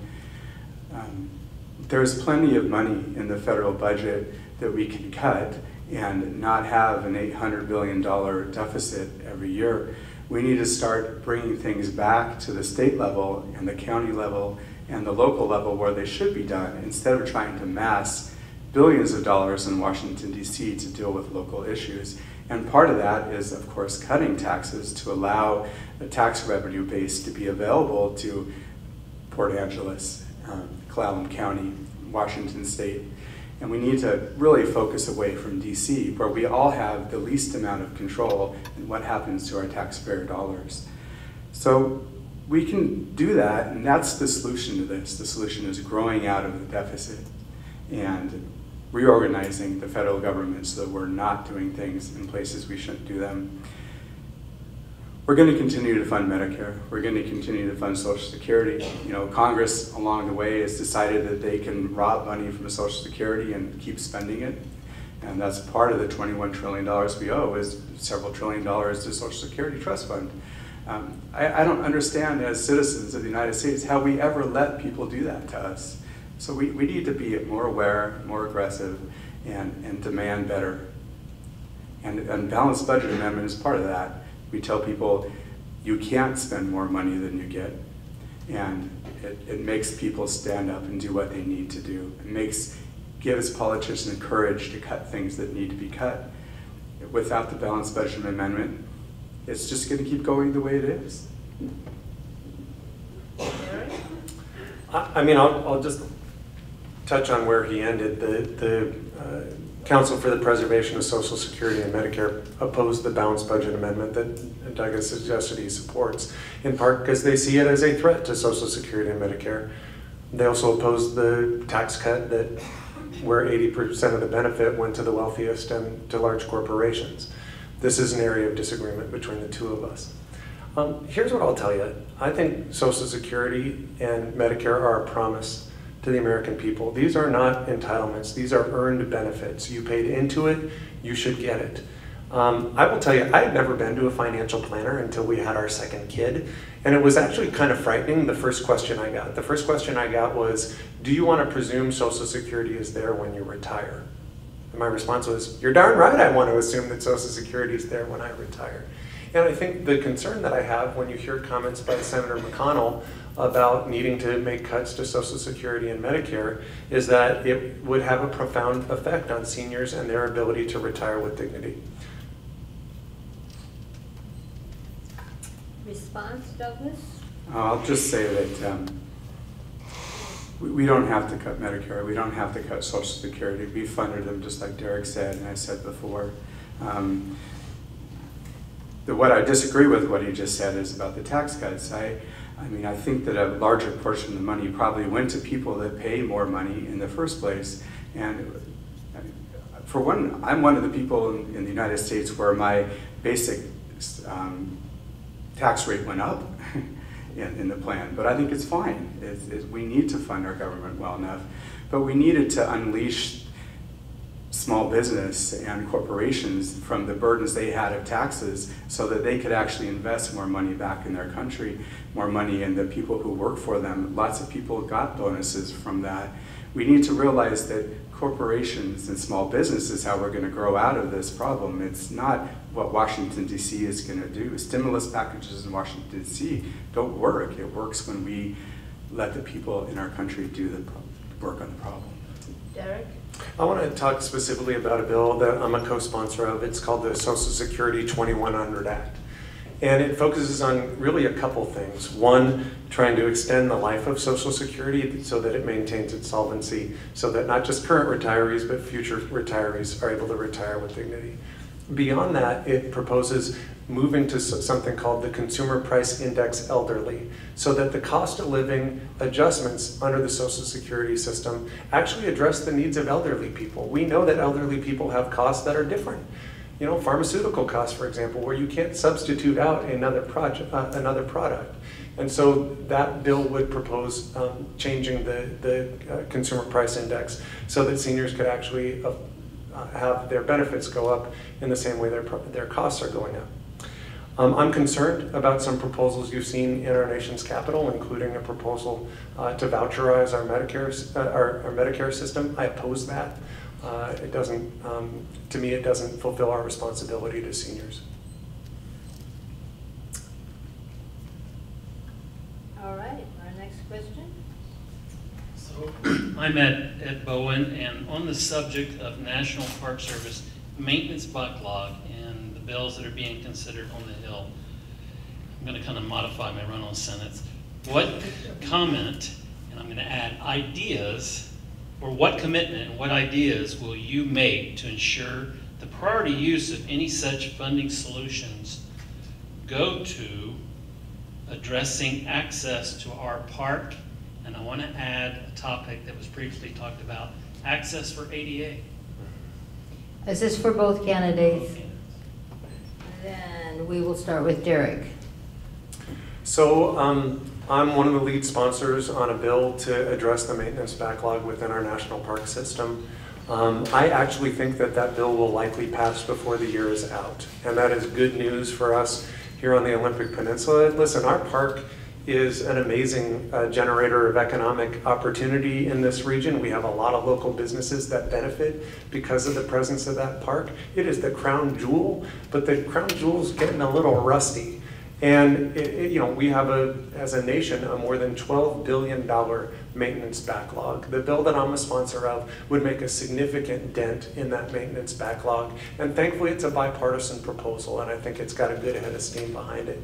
It would look at access issues. It would look at other issues as well, including things like wastewater systems, because you also don't want to have a failing wastewater system that might, again, further befoul our crown jewels. It would, you know, I just was up with Sarah Creechbaum and some of the team here on the Olympic. Part of the discussion we had was around ADA accessibility, and they look at that as a responsibility, as an obligation to ensure that every American can enjoy our national parks. You know, in the Ken Burns documentary, he referred to our national parks as America's best idea. I think that's really true. These are extraordinary assets, and I think it's important that we address this maintenance backlog. Douglas. So, I mean, the maintenance backlog is important. There's no question about it. We need to figure out a way to pay for the resources that we have.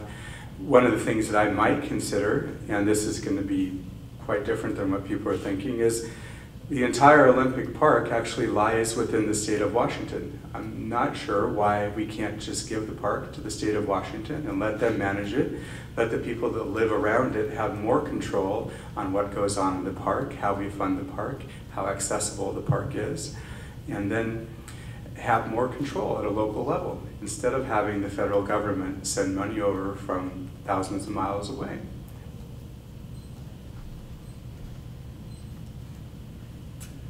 Response, Derek?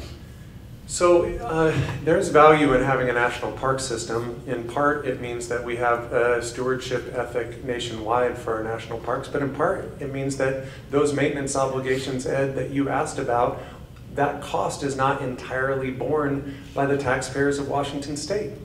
That's a good thing. It is a good thing that as a nation, we collectively say these are public assets that we want to maintain, and that cost is not entirely borne by the residents of the Olympic Peninsula. Douglas?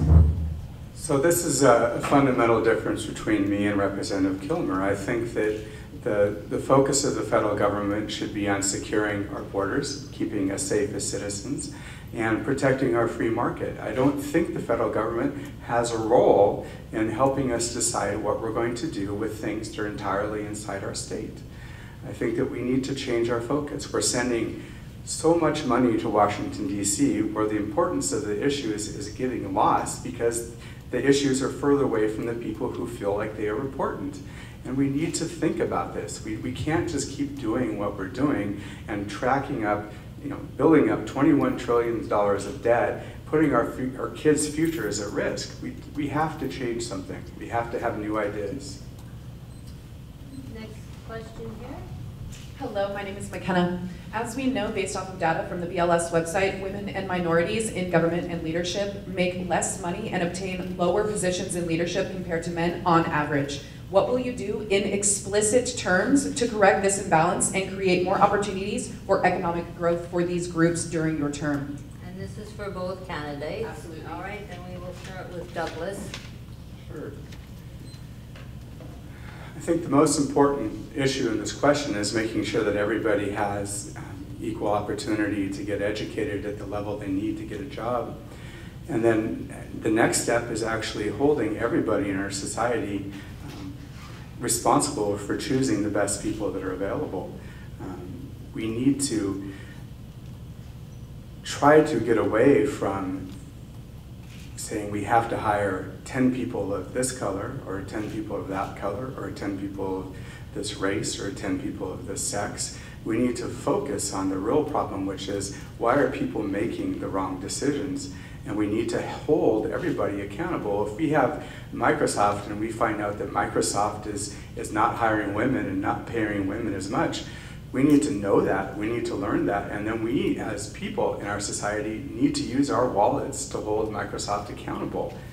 That's what we need to do. We need to take the power back into our own hands and do those kind of activities rather than wait for somebody else to do it for us. There's no reason why Congress in Washington, D.C. has to tell us that this is an appropriate behavior. We need to do what we need to do. We don't need people making numbers and telling us percentages. We need to just do what's right. Derek. Let me directly address your issue. I think we should embrace the notion of equal pay for equal work, period.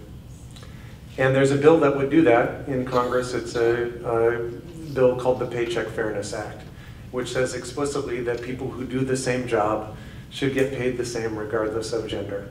I'm a co-sponsor of that bill. I support that bill, and I think Congress ought to pass that bill. Beyond that, I think you raise a point, though, that goes beyond that issue, and that gets at some of the other challenges that provide barriers to the workplace.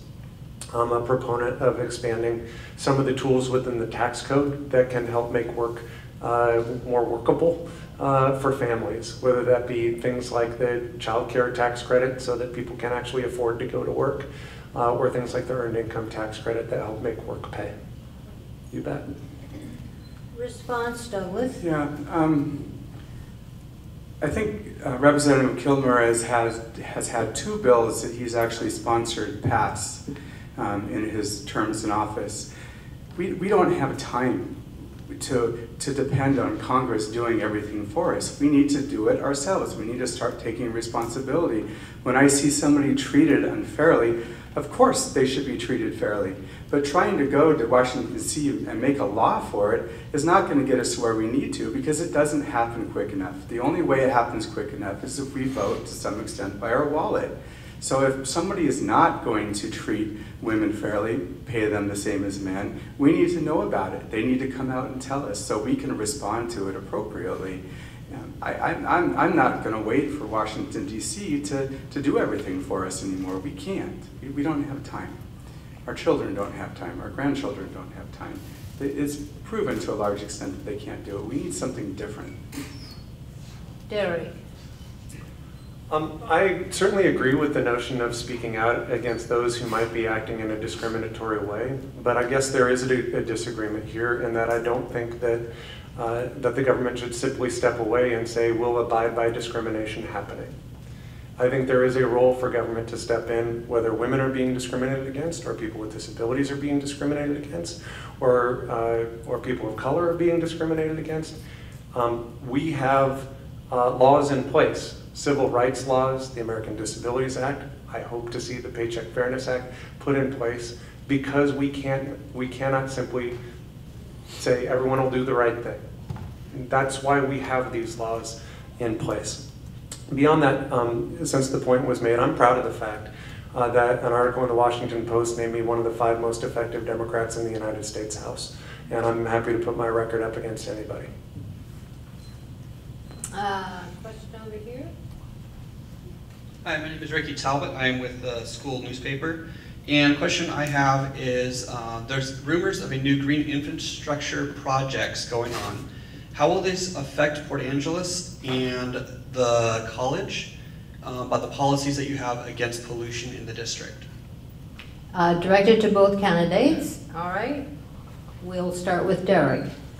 Sure. This is a good question, and it's something I was just working on earlier today, so I appreciate the question.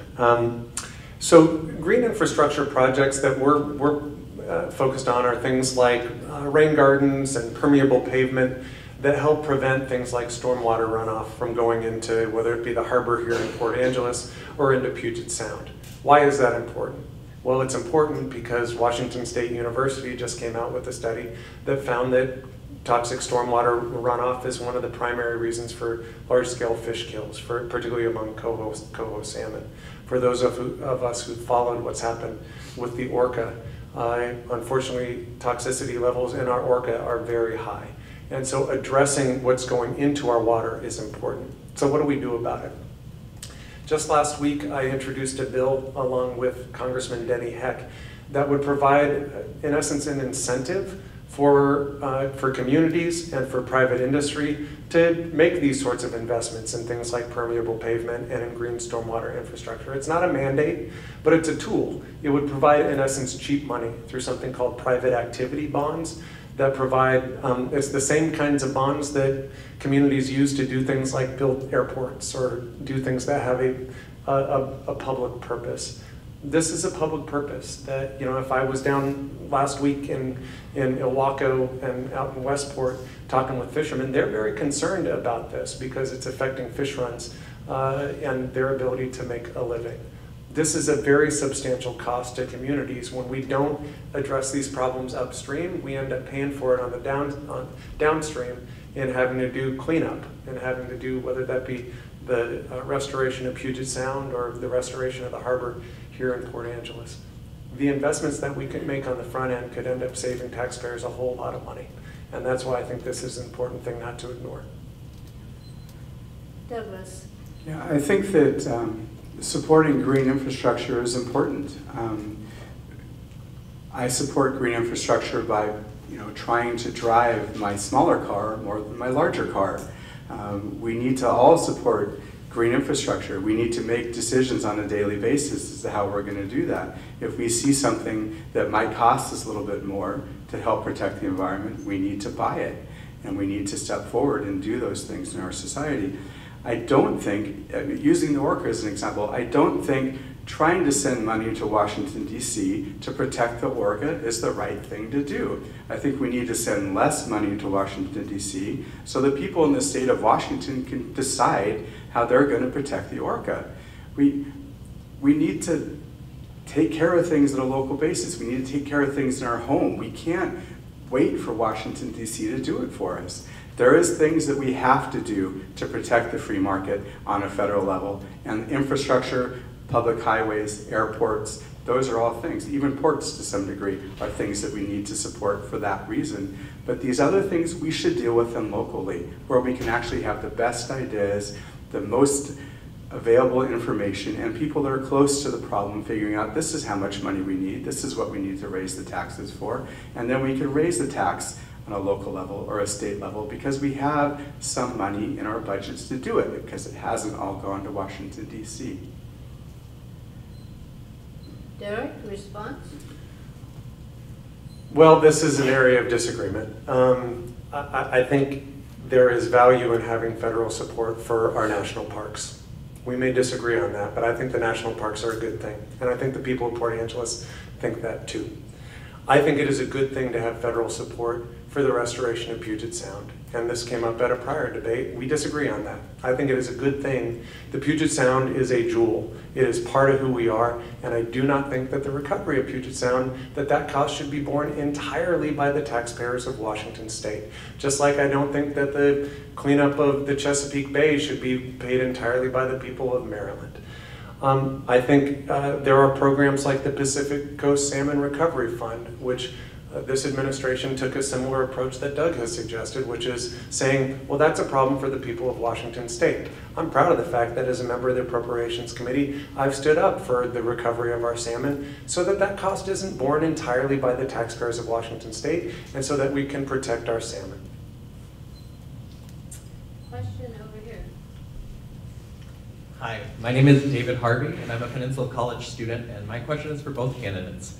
According to a study by Georgetown University, by the year 2020, 2 years from now, 65% of all US jobs will require post-secondary education. Currently, myself and millions of Americans are indebting ourselves just so that we can be part of 65% of the workforce. Will you or will you not support initiatives to guarantee a free, public, 4-year college education as a right to all Americans? We'll start with Doug. Douglas? Yeah, absolutely not. I mean, what's the dropout rate in most technical schools? It's way over 50%. Community colleges have a very high dropout rate too. If we pay for everybody to go to school, it's not going to mean enough to some of the people that are going into school. You have to earn it, you have to go do it. Having loans available is very important. We need to make it so people that are ready to do it can actually do it. But just saying that everybody has another right that's going to cost our society billions, maybe even $1 trillion, is not the way to take care of this problem. It's overstepping the bounds of what government should do. We're responsible for ourselves. We don't have to have everything handed to us. We need to take responsibility for our own lives, and having the government step in and do this is just not what we should be doing as a government. Derek? So, first of all, thanks for being here. Listen, not everyone's going to go to college, but I think we recognize that there's some value in providing that door of educational opportunity to more people. I'll say up front, I couldn't have gone to college if it hadn't been for financial aid. I got all of it. I got grants and I got loans, and I washed dishes in the college dining room, which my wife believes is the best skill I learned in college. And frankly, this community stepped up and provided a lot of scholarships to help me pay for college. I think you identify a legitimate problem statement. Student debt has now surpassed credit card debt in this country. And that is absolutely slamming the ability of students to both study things that they want to study, and it's delayed home ownership in this country because people are so overburdened by their student debt. It's even delayed starting businesses and starting families. You've seen a higher number of people moving back in with their parents, which as a parent kind of freaks me out. And so what do we do about it? Well, one, I think the focus should be on middle class and poorer families and providing them with more resources to be able to afford college. I've been a proponent of expanding Pell Grants so that we have Pell Grants keep pace with inflation, so that as tuition costs go up, so does grant-based aid. Two, I have a disagreement with the current administration. They propose pulling the plug on federally subsidized student loans. Here's the value of federally subsidized student loans. It means that if you're a student getting a federal loan, that you don't have to make payments until you're done with school. That's a good thing. It means that you don't start accruing interest until you're done with school. That's a good thing. And so, as your representative, I've stood up and said we should protect those sources of financial aid so more people can go to college without being overburdened by student debt. Douglas. Yeah, I mean, I've benefited as much as Representative Kilmer has from our system that exists today. When I was going through the University of Washington in my first degree, I did a work study and I took loans. I am not saying that any of those programs should not be available to people. I just think that we're going way beyond that to say that education is a right. We have to be really careful when we think about, hey, you have a new right. We can't, as a society, take more responsibility away from a person. We both worked really hard. We've taken advantage of what's out there for us to take advantage of. We've made the most out of what society has offered us, what our government has offered us. That's what we need people to do. It doesn't need to be free. You need to say, this is what I want to do. I want to invest in myself and get this education. I'm going to do it, and I'm going to have loans, and I'm going to pay them back. We need to make that decision for ourselves, not expect it to just be free. Derek. I just want to mention one other lever within the financial aid portfolio, and that is work study. One of the things that I've been working on is trying to see work study be something other than just cheap labor for the college and university. We've got a proposal that would try to have more work study placements be in something that could actually lead to a career for a student. So that when they do work study, they both get that support in helping to pay for their tuition. But they also maybe make a connection with an employer, or maybe they develop a skill that they could use when they enter the workforce. I think there's great value in that, and my hope is that you can see Congress take action on a proposal like that. You bet. Is there a question over here? I know there's a couple here. Yeah, oh, she's next. Hi, I'm Eileen Schmitz. I live in Squim, one of the younger residents. I want to thank you both for coming out to the Peninsula today. And Dr. Deitman, I have a question for you. What is your opinion of, and do you support Paul Ryan's proposed voucher system for Medicare? Sorry, who did you direct it to? Dr. Deitman. Oh. I'm going to be honest with you, I don't know what Paul Ryan's voucher system is for Medicare. I mean, if you want to give me any kind of specific, I'll comment on it. I really just don't know what he's trying to do. Please. To set more limits, to set more limits on what people can and can't do with Medicare, and to restrict it much more. Medicare is something that we've all paid into. We knew what we were getting, and we should get what we paid into. If they're trying to restrict it more, that's not okay. Okay, Derek? Yeah, I'm very concerned about what we've seen proposed in Congress by Speaker Ryan and by others who think that we should end the Medicare guarantee and instead turn it into a voucher program. I think my concern primarily is driven by the fact that it doesn't pass the My Grandma test. What do I mean by that? Well, what Speaker Ryan has proposed is rather than giving people a guarantee of Medicare so that their medical costs are covered when they go see a medical provider, he suggests giving them a coupon and having them shop the private insurance market. I'm 44. I think it's complicated to shop the private insurance market. My grandma's 108. When I show her the internet on my phone, she thinks it's the devil. And so, you know, in essence, giving her a coupon and saying, okay, Oma, go shop the private insurance market and try to navigate all these decisions, I think violates the spirit under which Medicare was established in the first place, which is that it was something that people paid into, and they have a right to the medical care that they paid into. And I don't think that Congress should pull the plug on that or pull the rug out from under our seniors. Response? Yeah, I would say if the voucher program basically actually guarantees you the same level of care, and the real purpose of it is to try to allow you to go out and choose where you want to get that care, that's great. But I'm hearing two different things is what it's really all about. If the voucher program really is designed to make sure people get the care, having the free market involved with that to get people the most care for the same amount of money, and having corporations and companies compete against each other for the money is a good idea. If that means that they're not going to get the care they need because of the system, then we can't do it. It's just a no-starter. Derek? No, I said what I had to say. Okay. All right. Vicki Rudin, Port Angeles. The current administration has again raised the specter of privatizing the U.S. Postal Service. I'd like Derek to address this first because I'd like to know what the sense of Congress is to a suggestion like that, and then I'd like to hear from the other candidate.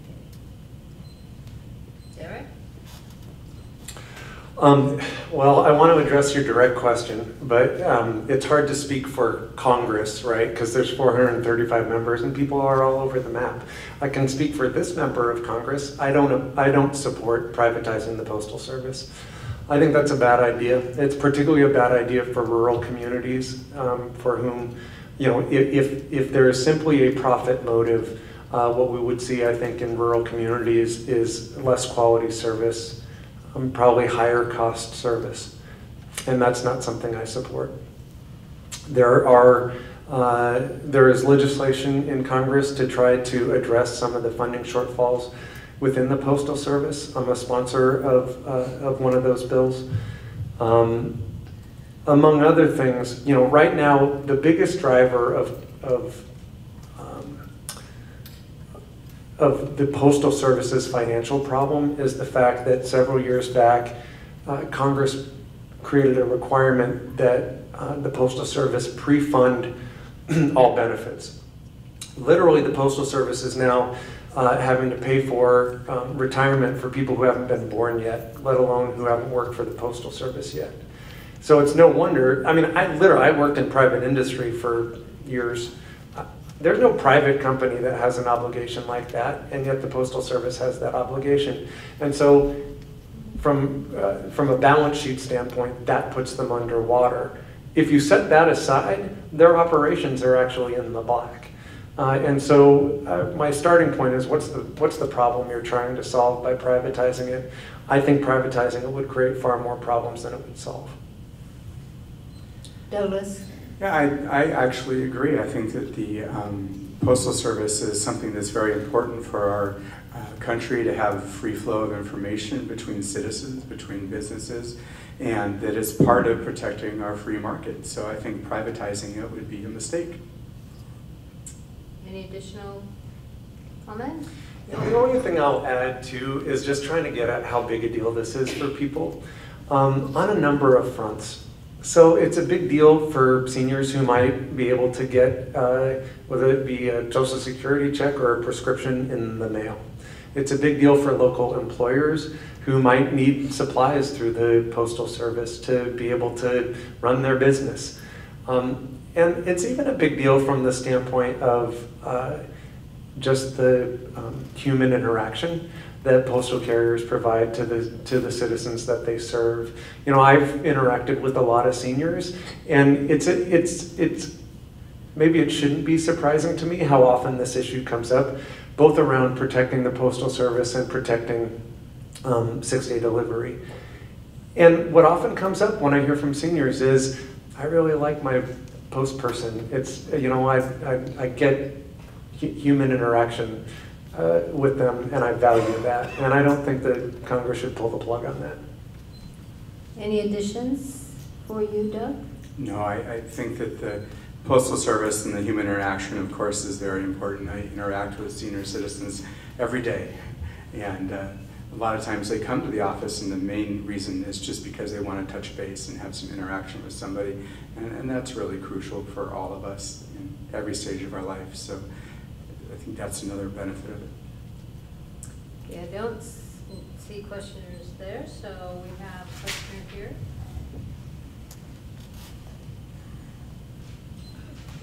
Thank you for coming here. My name's Ron Richards. We've heard tonight, rightfully so, how important Olympic National Park is, and the Puget Sound, and the orcas.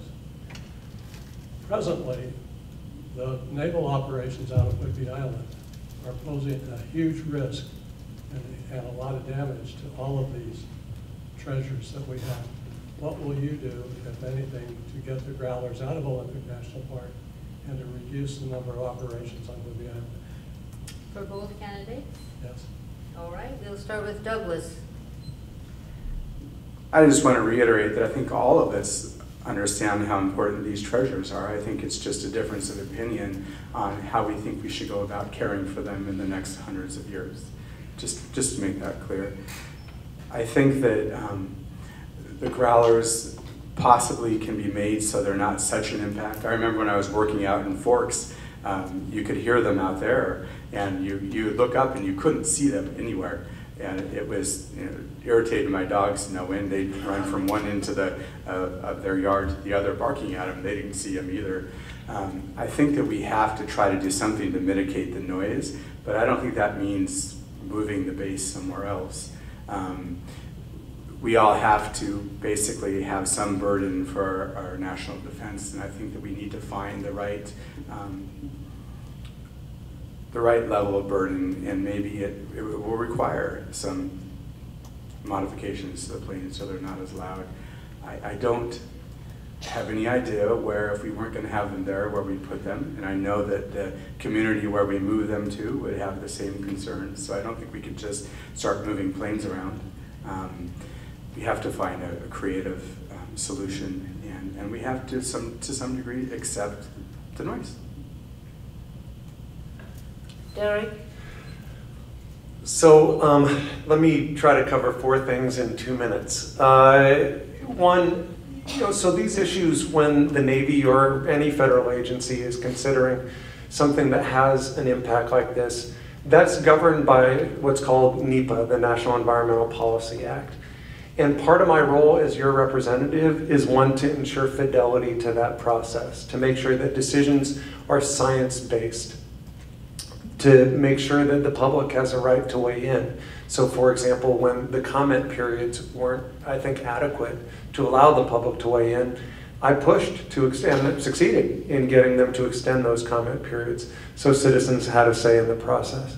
There is not a step in the NEPA process that says go get approval or disapproval from your local member of Congress. That's probably a good thing, quite frankly, because I don't think you want these decisions being made by politics. You want them being made based on science.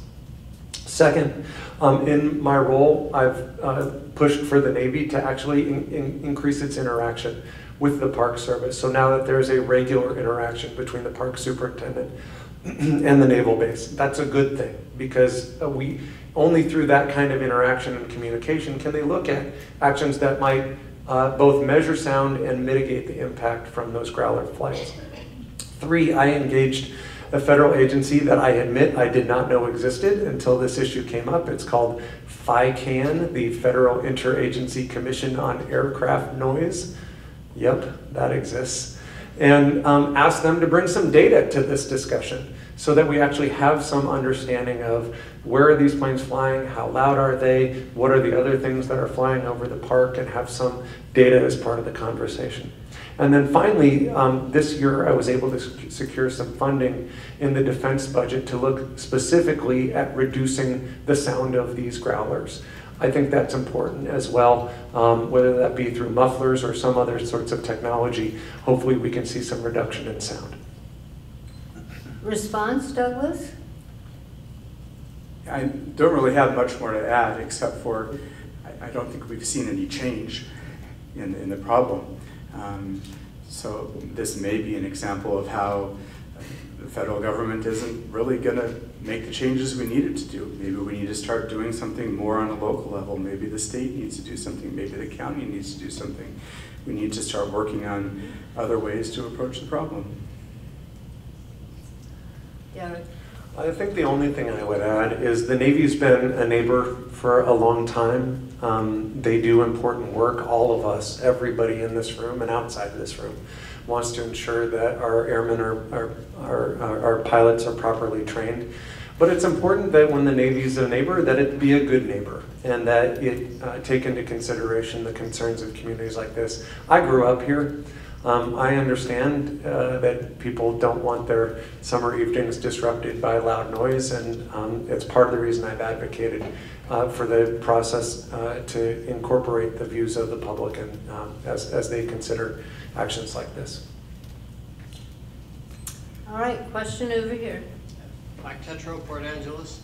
I'll leave this kind of open for both of you, and basically just throw out there log exports and mill closures in the area, and your thoughts on that. Derek? I got into this job because I grew up here, and I saw the impact of the timber industry decline on our community.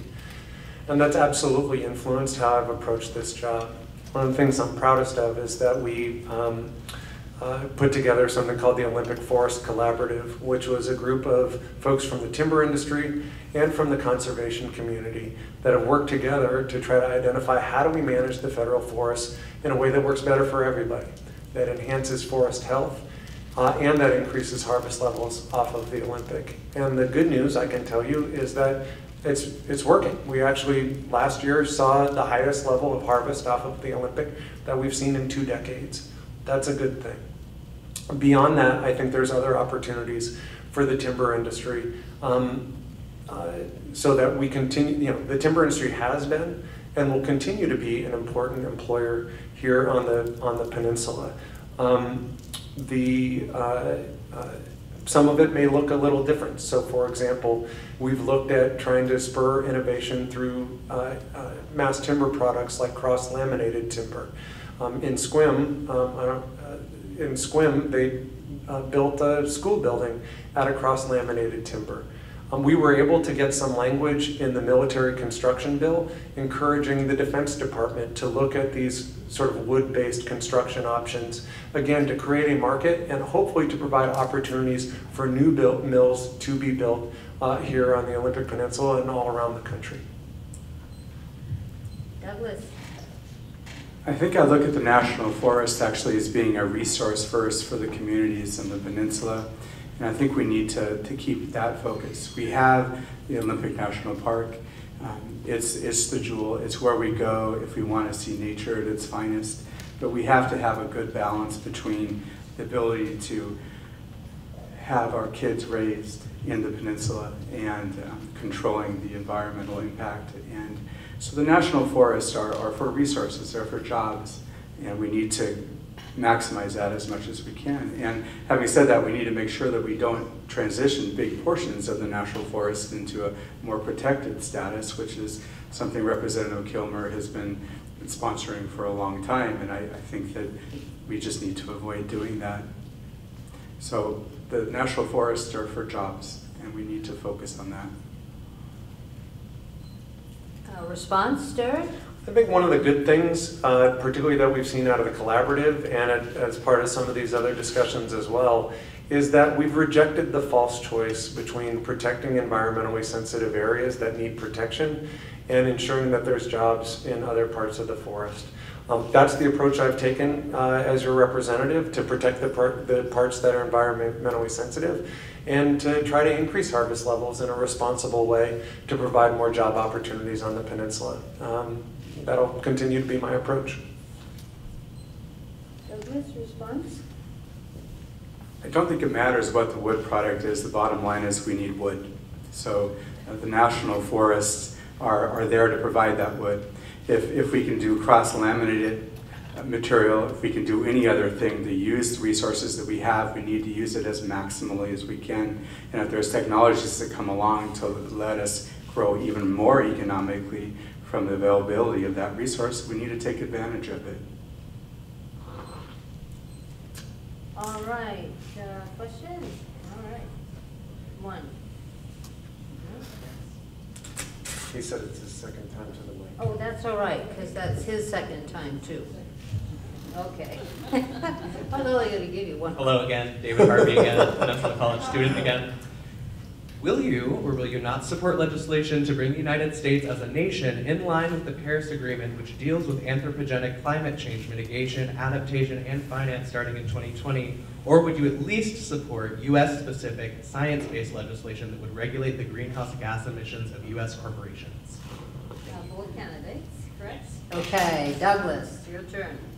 So what I'm going to support is further research in the area of climate change. I don't think that we definitively know whether man is causing all the changes or not. I know that we hear from the media that 97% of all climatologists think that man is making the change. The reality is that's not an accurate statistic, but we can keep saying it over and over and over enough until everybody in this room perhaps believes it's true. We need to do more research and find out how this is impacting us, and then we need to do research and find out how we're going to change it. We don't have the right questions and we don't have the right answers. So the Republican Party wants to say we shouldn't spend any more time looking at climate change. It's just absolutely not there. I mean, my opinion is if it's there, it's a big, big deal and we need to do something about it. So I support keeping an open mind, but I think right now we've moved our open mind to a point where we're just thinking that no matter what we're hearing in the media is actually the way it is. So let's just keep looking at the issue. Let's find out what the science really tells us and then make really good informed decisions. Derek? I think climate change is real. I think human beings contribute to it. And I think it's time for politicians to stop kowtowing to the fossil fuels industry and step up and do something about it. Listen, we're already seeing the impacts of climate change. We're seeing them here in our region. I represent 11 Native American tribes, 4 are coastal tribes that as we sit in this auditorium are in the process of trying to move to higher ground because of more severe storms and encroaching sea levels, not to mention the threat of tsunami. There are 3,200 people in the district I represent whose jobs are tied to growing shellfish. And they look at this as an existential threat to their livelihoods because you're already seeing changing ocean chemistry that's affecting the ability of oysters to form shells. We saw a forest fire on the, really 10 seconds? Okay, sorry, I got a minute. Will you give me another 10 seconds because I was asking. You know, we saw a forest fire that burned for weeks in the rainforest. I don't know about the rest of you, I've never seen the weather app on my phone have the weather be smoke until the last few years. The Department of Defense says that climate change is a threat multiplier. So the Department of Defense acknowledges that climate change is real and that we should do something about it. I think it's embarrassing that the United States is the only country on the planet that's not party to the Paris Climate Agreement. And I think that, that we should be a part of it. Response, Douglas. Yeah, I think the Paris Climate Agreement is made to try to make a change in the world. I think that we need to decide what is the right change for ourselves. We're responsible for our own livelihood. We're responsible for what we do in the future. We don't need every other country in the world telling us what we should do. We need to take time. We need to research this issue. We need to find out what is actually happening. And there is scientists at every level on both sides of this issue, despite what we get told on Channel 4 and Channel 5 and CNN. It's there. This is not a definitive thing. Man's effect on the weather is not even at a theory. It's still a hypothesis. The data doesn't even exist to make it a theory. It's not that strong of a link yet. I don't think we should close our eyes to it, but we need to realize that we're not getting the information that we need to get about this. Response, Derek? Let me reiterate, I think we should be part of a global solution. It's not America warming, it's global warming. It's climate change is affecting everybody.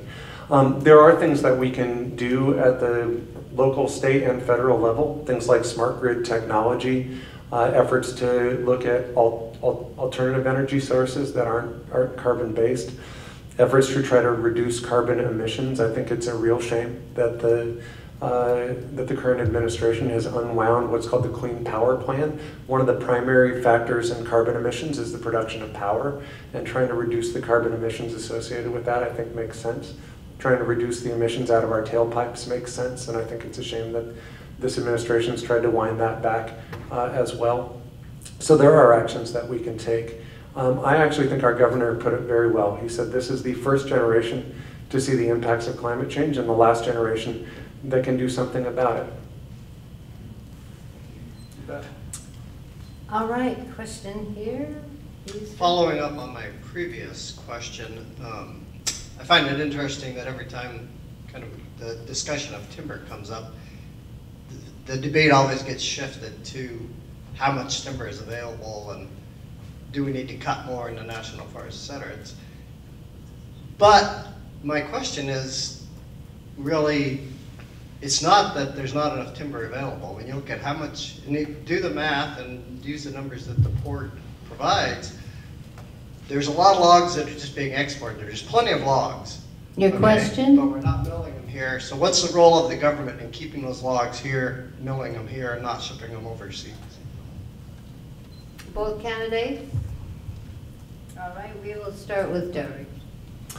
I think there's probably a legal question. I mean, you asked about prohibition on log exports. I think, as I've talked to attorneys when this issue's been raised in the past, there's a concern that if there was such a prohibition put in place, it would represent a takings and wouldn't be constitutional. Part of the reason that I discuss the role of the federal lands and our state lands is because there is, on our public lands, a prohibition on the exporting of those logs. And so working to increase the harvest levels in a responsible way off the federal lands does provide opportunities for our local mills. Douglas. I'm going to answer your question as directly as I humanly can. I don't think the federal government has any role at all in deciding where those logs go once they're cut. I think the federal government should try to make as much money off of those logs as they can to support the programs that they're supposed to pay for.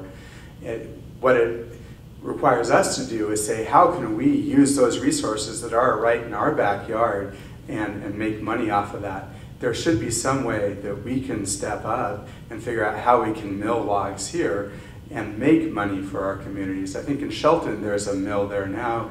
I think that they're hired about 25% of people after they laid off almost everybody in the mill, and then they modernized it, and now there's only a quarter of the people there that used to be in the community, but the jobs are higher wage jobs where people are actually making a living, and I think we need to do that. We can't let the government artificially say we're going to have some standard of living because this is our log. We need to focus on making the money we can from the log and then having local ideas, local companies find out how to maximize the fact that that's in our backyard.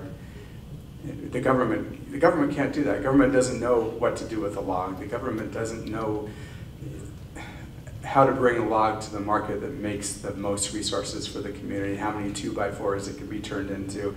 That's private industry, that's local people, that's the way it needs to be dealt with. I don't think the government should be saying there's a quota, this is our resource, we need to maximize our profit from it, and then our communities can figure out how they can make it work for themselves. If the communities have to do that, they will do that. They did it in Shelton.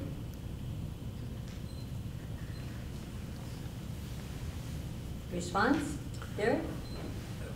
This may be an area of disagreement, I guess, because I support prohibiting the export of logs off of our federal lands. I think those logs should be available for local mills, for public benefit, for local jobs. Response, Douglas? I think it's fine. I think it's just an area of disagreement. I think it's, you know,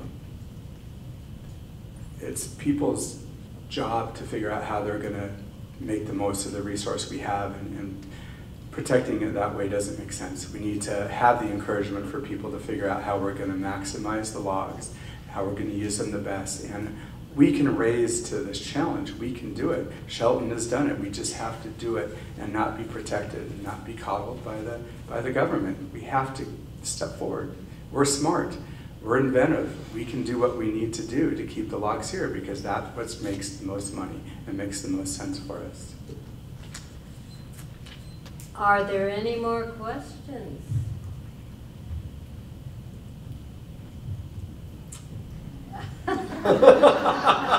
Well, there's one and two, all right?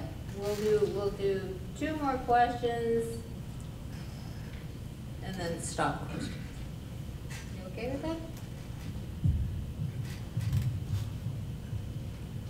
There have been times that you both have disagreed with one another. My first question was on how you would handle politics. So can you both talk to one another so that we can watch you and listen to you? And see how you would handle the disagreements you've had today. I'm guessing you took notes, so maybe you can look through the notes and take it upon yourselves to pick one and talk about how you're going to work this out, because this is what we did in school.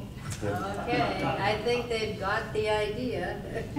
And Douglas, it's your turn to start. Yeah, I mean, the first thing I'm going to say is, I don't think there's any animosity. Right.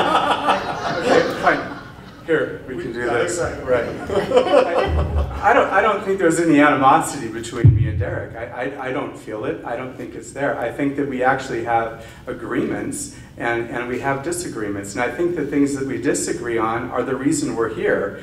So Derek has two wonderful daughters. He has a grandma that was very old. And I'm very glad that our society is here and supports his family. And I'm surprised, I'm not surprised, what I say surprised. I'm very glad that it supports my family too. But we just disagree on some of the ways that we should be moving forward. And that's okay, that's what this is about.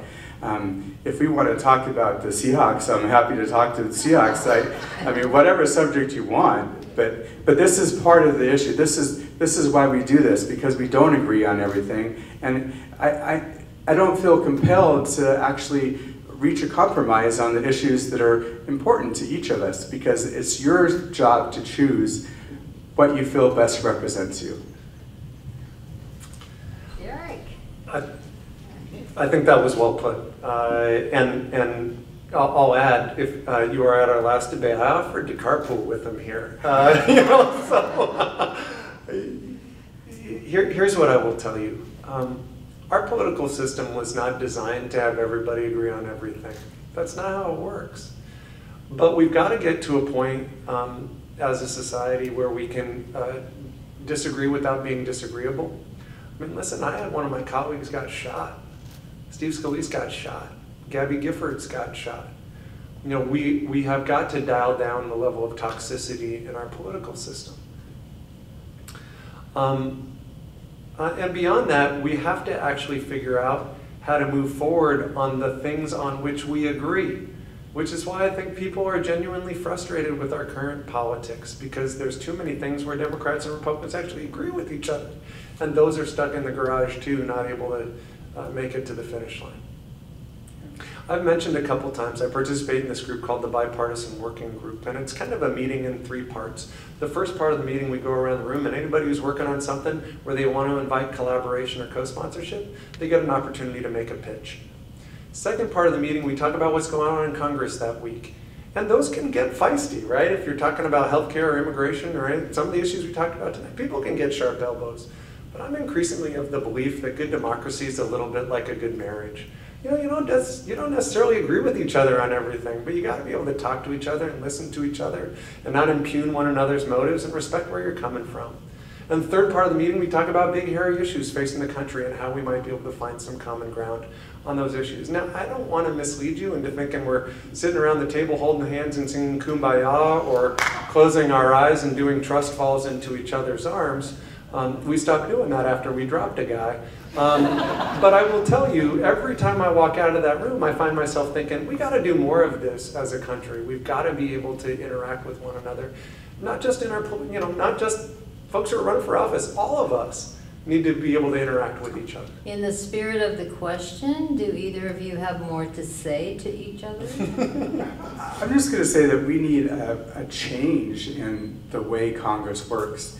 We have roles in Congress that are not constitutionally based, and we have a party that has absolute control. And we need to think about doing something where if 40% of the people in Congress are co-sponsoring a bill, it gets voted on. It's not up to the Rules Committee to say, no, it doesn't get voted on. We're not even going to let it get through committee.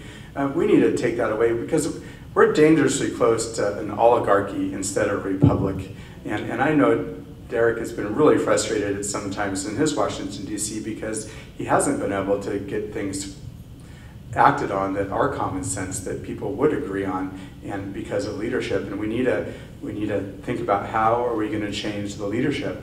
And I'm just going to leave it at that. Derek? Yeah, I mentioned previously, and I really do encourage everyone to look, you can Google it when you get home, something called the Break the Gridlock Package that is focused on trying to change the rules of Congress to address some of these problems so that the committees do what they were designed to do, which is actually to deliberate on bills and to amend bills and actually consider these things in a more thoughtful way. Listen, Congress under the current approach is voting on stuff that never even got a hearing. That's not the way this is supposed to work. There are bills that have broad bipartisan support that have never even gotten a vote. And I think that's where, listen, it's weird. I haven't been doing this all that long. It's weird for me to be part of an organization that, according to recent polling, is less popular than head lice, colonoscopies, and Justin Bieber. And it's part of the reason I'm as committed as I am to trying to reform how Congress works and to have a Congress that's working on behalf of the American people, not just participating in partisan bickering. Our last question. Thank you. Yeah. So, Dr. Deitman, it appears that you are in the camp of people who believe that there is not yet enough research to prove that anthropogenically accelerated climate change is a for sure thing. So, to your point, I would argue that I get quizzed on that very research here in this institution. It's in textbooks. But in the absence of that research right now, would you, if elected, support legislation to specifically fund, separate from the National Science Foundation, the work of climate scientists to prove once and for all that anthropogenically accelerated climate change is real? Douglas. I'll fund money to prove that it's either real or not real. I mean, you just restated that it's real. You're not even being really honest with your question. I said before that we need to get to the bottom of the issue. We need to figure out what the right answer is. So that's what I will do, and that's what I've said I'll do. You will fund the research. I'll fund the research. There's no reason not to fund the research. The Republican Party, and part of its platform says we shouldn't even be acknowledging this anymore. It's just simply wrong. If it's happening, it's a huge issue, and we need to know whether it's happening or not. Right now, the science, in my mind, isn't there to convince me yet. And so, textbook right over there. well, I can give you 100 different textbooks for the one you give me. That's just a silly thing to say. I mean, yeah. Okay, Derek, you'd like to respond? I don't know that I have all that much more to add from what I said previously. I think climate change is real, and I think it's time to take action. I'm against defunding climate science. I'm against removing the words climate change from federal agency websites. You know, and I think, again, we all should have a sense of urgency on taking action on this. Douglas, you want to add any? Yeah, I mean, I'm just going to say that, I mean, this is an important issue, but there's so much politics involved in this. I mean, the Democratic Party doesn't consider hydroelectric power renewable. I mean, there's ridiculous views on this on both sides. And so we need to open back up our minds, step away from the politics of this, and just take a really good look at it. Any more, Derek? No, I'm good. All right. Well, for such a small group, you were dynamite. I hope that I might forget closing statements. It's very nice that this is video, because there's an opportunity for you to tell people, and both you candidates, to tell people to go on the league website and watch the debate and get the information. All right. Well, you held up well. And it's time for your closing statements. To end the panel, we'll allow each candidate 3 minutes for a closing statement. And we will reverse the order from the opening statement and begin with Douglas Deitman. So I think that there's probably no one in this room that agrees with everything I've said today. And there never will be anybody that honestly agrees with everything someone else says, because we all have to look out for ourselves and our families and our loved ones first. That's the first thing that we do as human beings. The second thing we do is we reach out and we figure out what we think is best for the people around us. And that's what politics is all about. We have differences about what we think is best for the people around us. I think that the government should, as much as possible, not be making those decisions for people. We should let people at the lowest level do that. We should let people in towns do that, in counties do that. And so my biggest point of view is that we need to keep money from flowing to Washington, D.C. We need to bring money back to our local communities where we feel passionate about decisions and be able to do it here. I think we're just heading in the wrong direction. And the reason I'm running is because I want to represent the other point of view, the point of view that we go to Washington, D.C. for specific reasons, which is to protect our national defense and protect the free market and protect people's ability to participate in the free market. So we need strong education programs. We need fairness between men and women. Those are all very important things. But the bottom line is we need to take more personal responsibility for all of those things in our life and not depend on the federal government to do it for us. That includes education as well. Education is not a right. And it's something that we have to work hard and earn. And we should make it easy for people to do it when they've decided it's the right thing for them to do. So there's a clear difference between me and Representative Kilmer. I'm excited about receiving some of the people's votes in this room if you have the same vision. My vision is different, and I think it's time for something that's a little bit different. And if you're agreeing with me, that's great. Let's make some changes. Derek Kilmer. So before we go, I'd like to say I look at this as a job. I look at a campaign kind of like a job interview process. So let me tell you why I hope you rehire me. First, it's one thing to talk about jobs. It's another to actually have a record of doing something about jobs. I spent a decade working in economic development professionally, in part because I grew up here and saw what happened when we saw a downturn in our economy. When I served in the state legislature, I passed a bipartisan infrastructure bill that created 18,000 jobs in this state. And I'm proud of the fact that the Washington Economic Development Association recognized me 3 times for the leadership that I've shown on economic development issues. As your congressman, I've focused on jobs, whether that be working on rural broadband or working on the Olympic Forest Collaborative or working to protect Fairchild Airport here in Port Angeles or working to help our small businesses. I've been all about jobs. And I'm proud of the fact that the National Retail Federation named me a hero of Main Street for my work in that regard. It's one thing to talk about our military families and our veterans. It's another to have a record of doing something on their behalf. I look at it as a solemn honor to serve more military veterans than almost any member of Congress. And I'm glad that AMVETS gave me their Silver Helmet Award for my efforts on behalf of those who've served our country. I think if you serve this country, we ought to have your back. I'm proud of the fact that the U.S. Navy gave me their Distinguished Public Service Award for my work on behalf of military families. It's one thing to talk about bipartisanship, it's another to actually be bipartisan. I'm proud to be the co-chair of the Bipartisan Working Group and a member of the Problem Solvers Caucus. According to GovTrack and the Lugar Center, I'm one of the most bipartisan members of the U.S. House. But listen, don't take my word for it. You can check my references. I'm proud to be endorsed by folks all across the political spectrum, by groups like the Conservation Voters and the Labor Council. I'm proud that an article in the Washington Post named me as one of the 5 most effective Democrats in the U.S. House. I'm proud to have been endorsed by the Tacoma News Tribune. And when they endorsed me, though they called me both wonky and nerdy, which kind of hurt my feelings, that they applauded my interest in fiscal responsibility and my efforts to work across the aisle. Listen, I'm not done working to get our economy on track. I'm not done working to get this Congress on track, and that's why I'm here to ask for your vote. I'm proud to have grown up here in Port Angeles. I'm very grateful for the support that I've gotten from this community, and I continue to ask for your support. Thanks, everybody.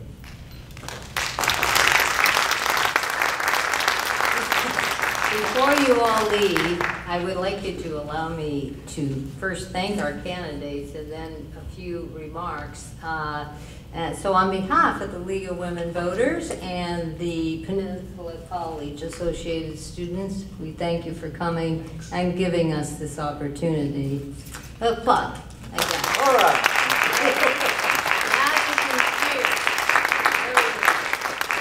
Okay, firstly, are there any other, any candidates running for other offices in this group to introduce themselves? No? Okay. I want a special thanks to our timers. That was a big job tonight. You did great. And the candidates did pretty good. And thanks to the Student Council for being good partners. We'll be very happy with you. For those, remember to tell everyone about, they can see this forum on the League website. Remember that Monday, October 29th is the last day to change your address or register in person at the Clallam County Auditor's offices. Ballots were mailed today. And your marked ballot must be placed in a drop box and postmarked no later than November 6th. Ballots now have prepaid postage, so you don't even need to buy a stamp. Please remind your families, friends to cast their votes as well. Let's improve that turnout. Let's get well over 50%. Let's try for 95%. 100%. Well, that too. That would be a good goal. I also want to tell you, the League of Women Voters of Washington has developed a new resource that will help you make ballot decisions. It's called vote411.org. It's nonpartisan online voter guide.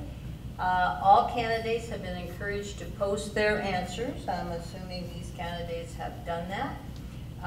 On issues facing their local communities, you can pick up your vote411.org bookmark at the League membership table. And remember, there's copies of summaries of the 4 ballot initiatives if you would like more information on them. Visit our membership table, pick up your bookmark, consider joining. It's open to everybody, men too. Donations are also welcome. That's what finances our ability to continue to offer these forums. That's it. Vote. Thank you, and have a good night. All right.